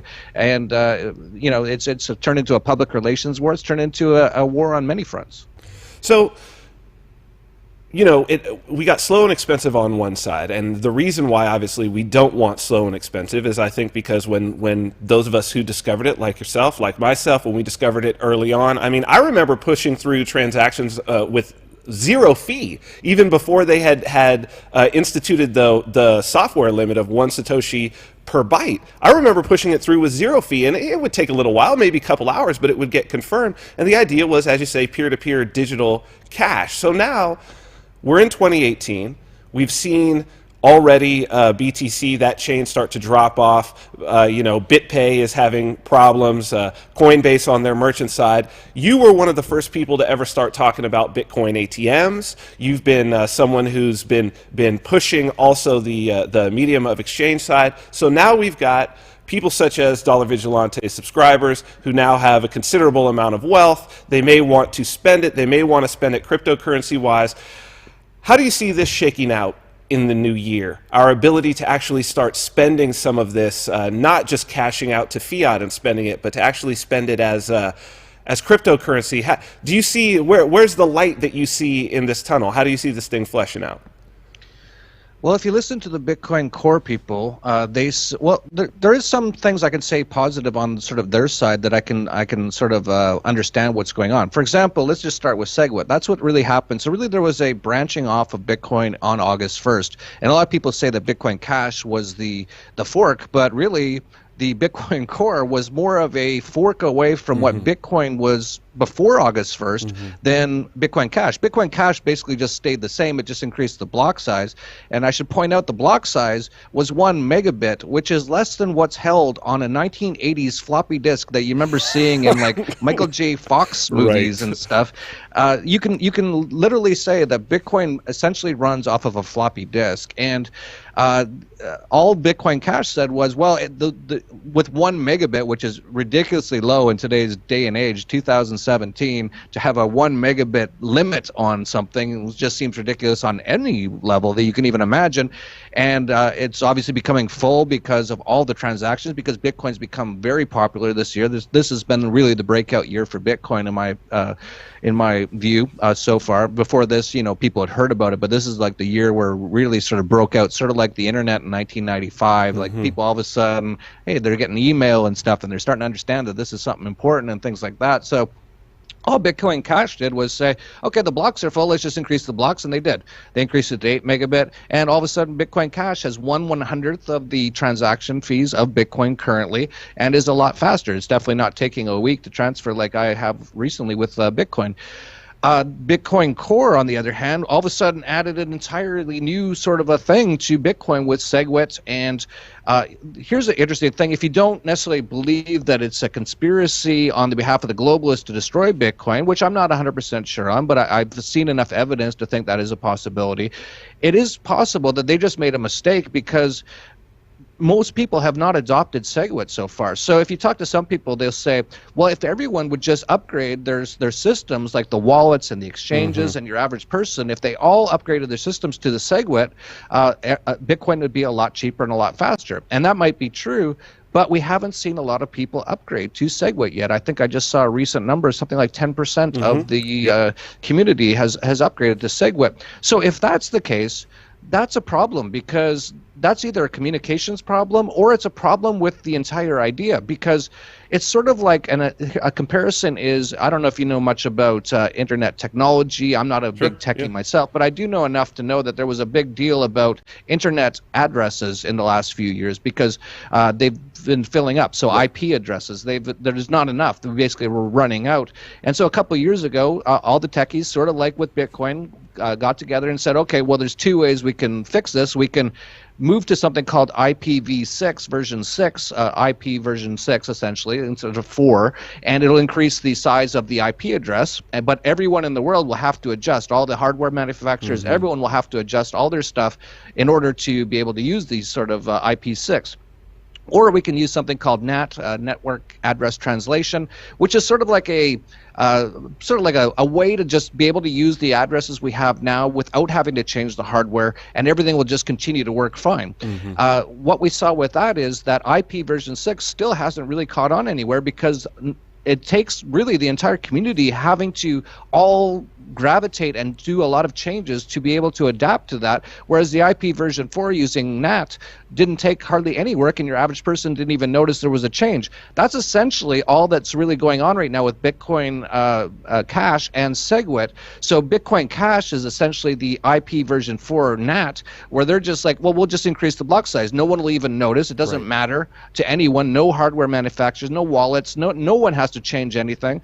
And the SegWit guys were like, no, we're going to change so we can, in 20 years from now or 10 years from now, we can handle like billions of transactions per second, which is great. But they are doing this on purpose to destroy Bitcoin, or they've made a mistake so far in assuming that the community was going to adapt to the SegWit faster, because so far it hasn't. So that's where we're at right now. That's where we stand right now. And it's going to be very interesting in the next few months to see what happens, because as you pointed out, there's Bitcoin ATM people all saying we can't use Bitcoin anymore. There's people like BitPay. They're like, well, our entire business model doesn't work anymore because you can't do Bitcoin transactions for like $10 or $20 anymore. It just doesn't make any sense. Even myself with my company, the Dollar Vigilante, we had a promotion where we were giving away $50 worth of Bitcoin. That worked great. It started about a year ago. A lot of the people who took advantage of that promotion to subscribe to our newsletter actually ended up making a lot of money. We ended up losing a lot of money on it, but we still have that promotion, and you can actually still go there if you want, dollarvigilante.com/bank. But I think we're going to stop fairly soon, because we give away $50 worth of Bitcoin. And I just asked one of my guys today, I said, how much is our transaction fees on each time someone signs up? And he was like $15. So we're getting like, it just doesn't make much sense to do that much longer. So we're either going to have to stop giving away Bitcoin if people subscribe to our newsletter with this promotion, or we're going to have to move to something like Bitcoin Cash, which a lot of people are doing. So it's going to be very interesting in the next few months what happens. And really, I don't think anyone knows what's going to happen. It's just the market's going to decide essentially in the next few months, and it might not end up being Bitcoin unless they change. And if that's the case, that's also going to be very interesting, because you could see most people don't even know what Bitcoin Cash is. Your average person on the street has no clue. They just heard about Bitcoin this year. They just bought some Bitcoin. They don't even know what Bitcoin Cash is. If Bitcoin all of a sudden ends up going to zero and Bitcoin Cash becomes essentially what Bitcoin is, most people out there will lose everything, and they're not going to be very happy. And they're going to say, I'm never touching cryptocurrencies again. And a lot of them are going to go to their governments and demand that they investigate Bitcoin and what happened, and I'll be called to some congressional sort of thing, which I won't show up to, because I don't believe they're legitimate and they're just a criminal organization. But all this stuff could happen in the next little while here. So it's absolutely fascinating. We're definitely getting ready for an interesting 2018. So I think that's a great segue over to Anarchapulco. I was there last year. That was my first year there. I had an absolutely fantastic time. It was the best. The best. Sorry to all the other conferences I attended over the year, but it was definitely the best conference of the year. And one of the reasons why was the cryptocurrency day, the Cryptopulco day, which a lot of it was about the scaling debate. A lot of the things that happened during the year were absolutely predicted by the people that were there at the conference on that day. It was an incredibly valuable day, and I'm sure that every person that was there benefited from it. I wanted to talk with you a little bit about how it was so good, but I think we're only in, is this year 3 now? Year 3 or 4 with the... It's going to be our 4th one. So we're only in year 4, so that was year 3. So good. Talk to me a little bit about why you think this conference is so different. What makes it so different? Because it clearly is. So, I mean... Last year, I think it was the time that it broke out. I think I said that to you when I was there. I was like, oh, this has got to be a breakout year of this thing, and I'm definitely coming this next year. What do you think makes Anarchapulco so different from other liberty-minded conferences? Well, it really was the first truly anarchist conference of its type when we did it 4 years ago. Before that, I remember going to a number of conferences. Of course, this idea of liberty is all kind of new, which is really bizarre to me. Like, I don't know how this is a new idea, but really, if you go back to anarcho-capitalism, that word was even just founded by Murray Rothbard back in like the 1980s, and they used to sit around with, it would be like, or maybe 70s or 80s. Be like Murray Rothbard and Ayn Rand and Walter Block and a few other people, and I think even Jeffrey Tucker was around some of those times. And I remember one of them, I think it was Walter Block, telling me that it was they'd be in like Murray Rothbard's living room in the early 1980s, and they'd say, how many anarcho-capitalists or voluntarists or libertarians? Actually, I think they used the word libertarian. Just libertarians are there in the world? And I think they came to the conclusion there was no more than 10 or 20. and like, this is bizarre to me. Like, how didn't people not know about this philosophy of just freedom, especially at a place like the U.S. where they call it the land of the free, and obviously isn't. But so that grew a lot actually up until about 2000s. It started to catch on. I first heard the word libertarian in 2002 when Doug Casey told me that's what I was. We were having dinner and he asked me some questions and he said, "You know what you are, don't you?" And I said, "No, what am I?" He said, "You're a libertarian." And I had never heard that word before. That's how obscure that word was at the time. And I actually thought he meant liberal. And he's like, "No, it's not liberal. It's just sort of like, well, actually, it used to be liberal, but they changed the meaning of that word a long time ago." And it basically just means you like liberty a lot. And then we talked a little bit further, and he said that I was an anarchist. And I actually thought that word back in 2002, I thought that meant people who throw bombs and break Starbucks windows. I was just as propagandized and brainwashed as most people at that moment in time. So that's back in 2002. So then I really got into this, and I decided to start the Dollar Vigilante near the end of that decade because I wanted to tell people how the central banking system works and get them prepared for what's coming, the collapse of all fiat currencies, which I could see was coming once I got into Austrian economics and things like that. And I decided to start what's turned into the world's largest anarcho-capitalist podcast now, Anarchast, around 2010 as well, because I wanted to get out the word about, anarchy, anarcho-capitalism, voluntarism, this philosophy. I just saw it as being so important. So, you look at sort of that growth, that it was really small up until about that time. And even when I started the Dollar Vigilante, and I partnered with my partner, Ed Bugos, and I said, I'm going to call this newsletter an anarcho-capitalist newsletter. And he said, don't. And I said, why? And he said, people think we're crazy or that we're violent. And I was like, we have to start, telling people what this word means. And that's turned out quite well. It's actually, Dollar Vigilante is probably at least the fastest growing financial newsletter in the world, if not probably one of the largest financial newsletters in the world now. And then there was Anarchast, which again, a lot of people said, don't do it. People think that anarchists are bomb throwing people. I'm like, well, that's why we need to do this, so they understand these sort of things. And that grew tremendously to the point where around 2013, 2014, someone just mentioned on Facebook, they said, I was complaining because I was at a U.S.-based freedom-related conference, and I said, why do they have all these freedom conferences in the U.S.? Like, I can't even go out to bars afterwards. There's closing times. You can't drink outside. You can't smoke here, you can't, so many rules in the land of the free. Why do they have all these freedom conferences there? And someone said, why don't you throw one down in Acapulco since you love it there so much? And I just laughed at first. I said, there's not that many anarchists. Back then, this is like 5 years ago, I was like, what is there, like 10,000 anarchists in the world? And they're all going to come to this hard to get to place in the southwest Mexico just for a weird conference about our weird ideology. And I really didn't expect much from it. But as an entrepreneur, I know that you just try these things and see what happens. And the first year, there's actually only about 30 or 40 signups about a week before the conference, and I was like, okay, this thing's not really going to work. I was like, whatever. And then everyone showed up at the last minute, and it turned out to be about 150 people, and it actually turned out to be a really great conference. And at the end of the conference, I said, so if we do, I had no plans to do it again the next year. I said, if we do this again next year, put your hand up if you'd like to come back. And every single person put their hand up. So I was like, okay, let's try this again. So we tried it the next year, and we had about 300 people that year. And then this year, 2017, we had about 500, 600 people. So it's doubled every year, and we've already got nearly 1,000 people signed up for 2018. So it's going to be pretty close to the capacity, which is around 1,200, which will be double of last year. So we've doubled every year since. So, just like anything, it's just sort of been like interesting to me to see the growth of this ideology. And you ask sort of like, why is this growing? I think the ideology is so perfect. I think the reason that there aren't more libertarians or anarchists is because they don't understand it. They've been told the wrong things about it. I think if you can really sit down with a decent person and tell them and just ask them, like the first question would be, do you think it's okay to use violence against other people to get what you want? 95%, there is some sociopaths and just some bad people out there, but 95% of people would go, no, of course not. And then if you can just sort of sit them down and get through the brainwashing, which they've been indoctrinated in their 12 years of government indoctrination camps and all their thousands of hours of television programming, and it's called programming for a reason. If you can get through all that and just go, that's what government is. Government uses violence and theft, extortion, to get what it wants. And so therefore it is illegitimate and not something that is legitimate, that should actually exist. It should not exist.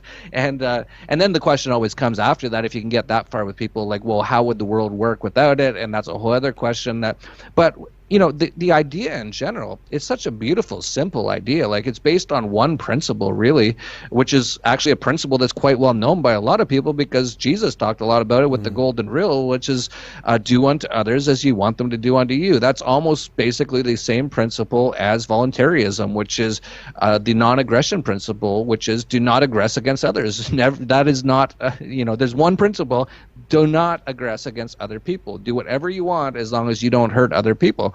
And so, the idea is so simple and so beautiful. And, I really started to see how we could really see this ideology grow. I was actually at Pork Fest, which is one of the more anarchist conferences in the U.S., and I was sitting around a campfire, and I'd gone to Pork Fest like 2 or 3 years in a row, and all of a sudden one year there was all these hippies sitting around the campfire, and all of a sudden they're bringing out their hacky sacks and their drum circles, and I was like, what are all you hippies doing here? And they're like, I'm like, what are you doing at a libertarian or anarchist sort of event? And a lot of the hippies, they just looked at me and they said, man, I just realized one day, man, the non-aggression principle. That's the, once I understood that, of course, that's what we got to do. We don't want to hurt anybody and all this sort of stuff. And it's like, oh, okay. So it was kind of then that I realized, yeah, we can kind of bring in all kinds of different movements. They just don't know about how this works. If they understood, just like with what's going on with Bitcoin, there's been so much propaganda about anarchy's bad or dangerous and you need the government and all this sort of stuff, that if we can just get through that, the answer is quite simple. And I think at some point we're actually going to have a world that fully understands this if we can continue to get out this information. So that's really what I try to do with everything that I do at the Dollar Vigilante, Anarchast, and Anarchapulco, is try to expand these ideas and push these ideas so that more people have exposure to them. So we've got February 15th through 18th is going to be this year of Anarchapulco. Princess Resort, which I got a chance to check out the last time I was down there. Really, really cool spot.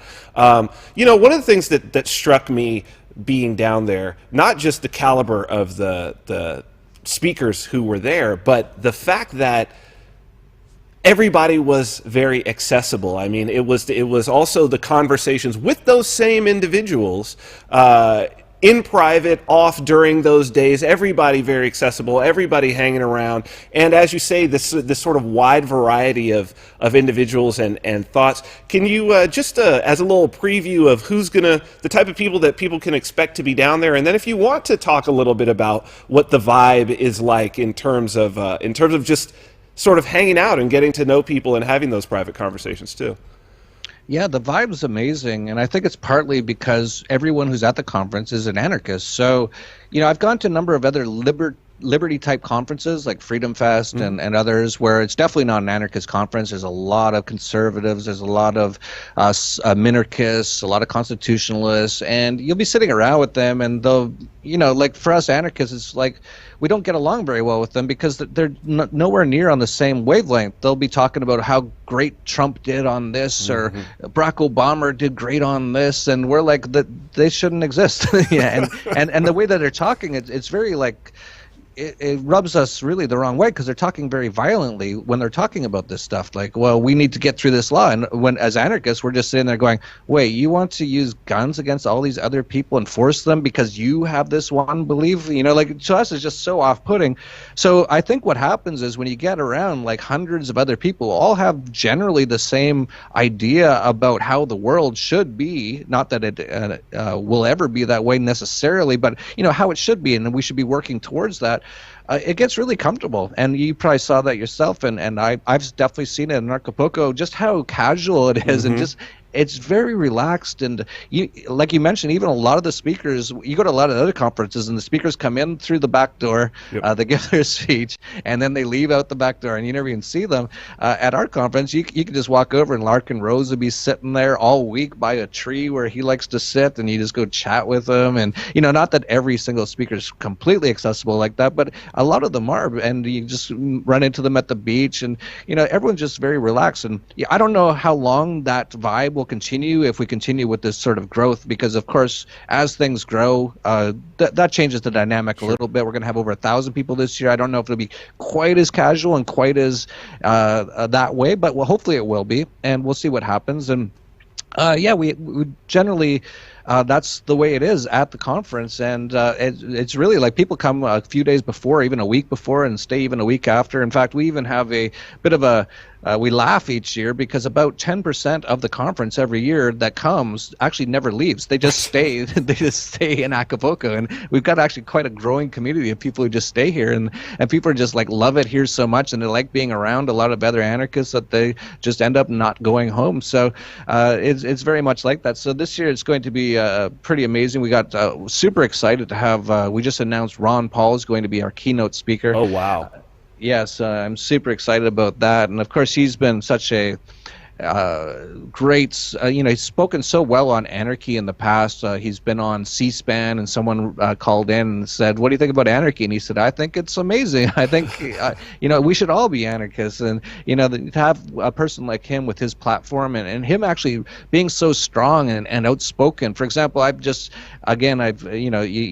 hear about, I guess Donald Trump has some tax cuts. He's allowing the tax slaves to keep like maybe 1% more of their money than they otherwise would, and a lot of people are really excited about this, and thank you, dear leader, for allowing us to keep what is rightfully ours. And Ron Paul, like one of his quotes just recently was, when I'm talking about tax cuts, I'm not talking about some percent, I'm talking about closing the IRS and getting rid of the income tax altogether. And so he's been he's known as Dr. No, so he's, if anything, he's brought in on my show Anarchast. I ask people the very first question every time is, how did you become an anarchist?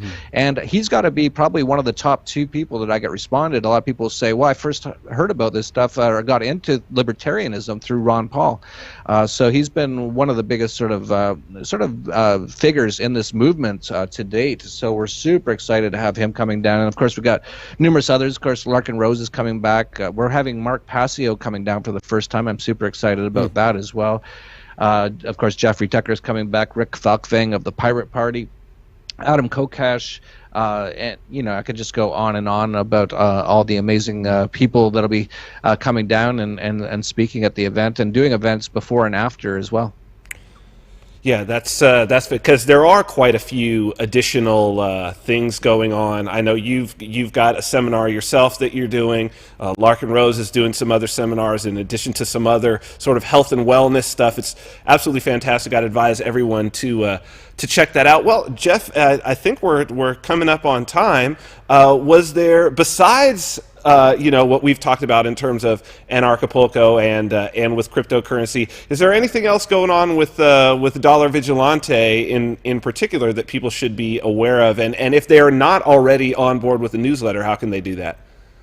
Yeah, well, basically just check out dollarvigilante.com, and we're actually raising our newsletter rates at the end of this year due to demand and due to the falling price of the value of the U.S. dollar, which goes down every year, of course, and that's why it's important to get into cryptocurrencies. So if you subscribe before December 31st or by midnight on December 31st, you will get the current rates, and then we'll be going up in January.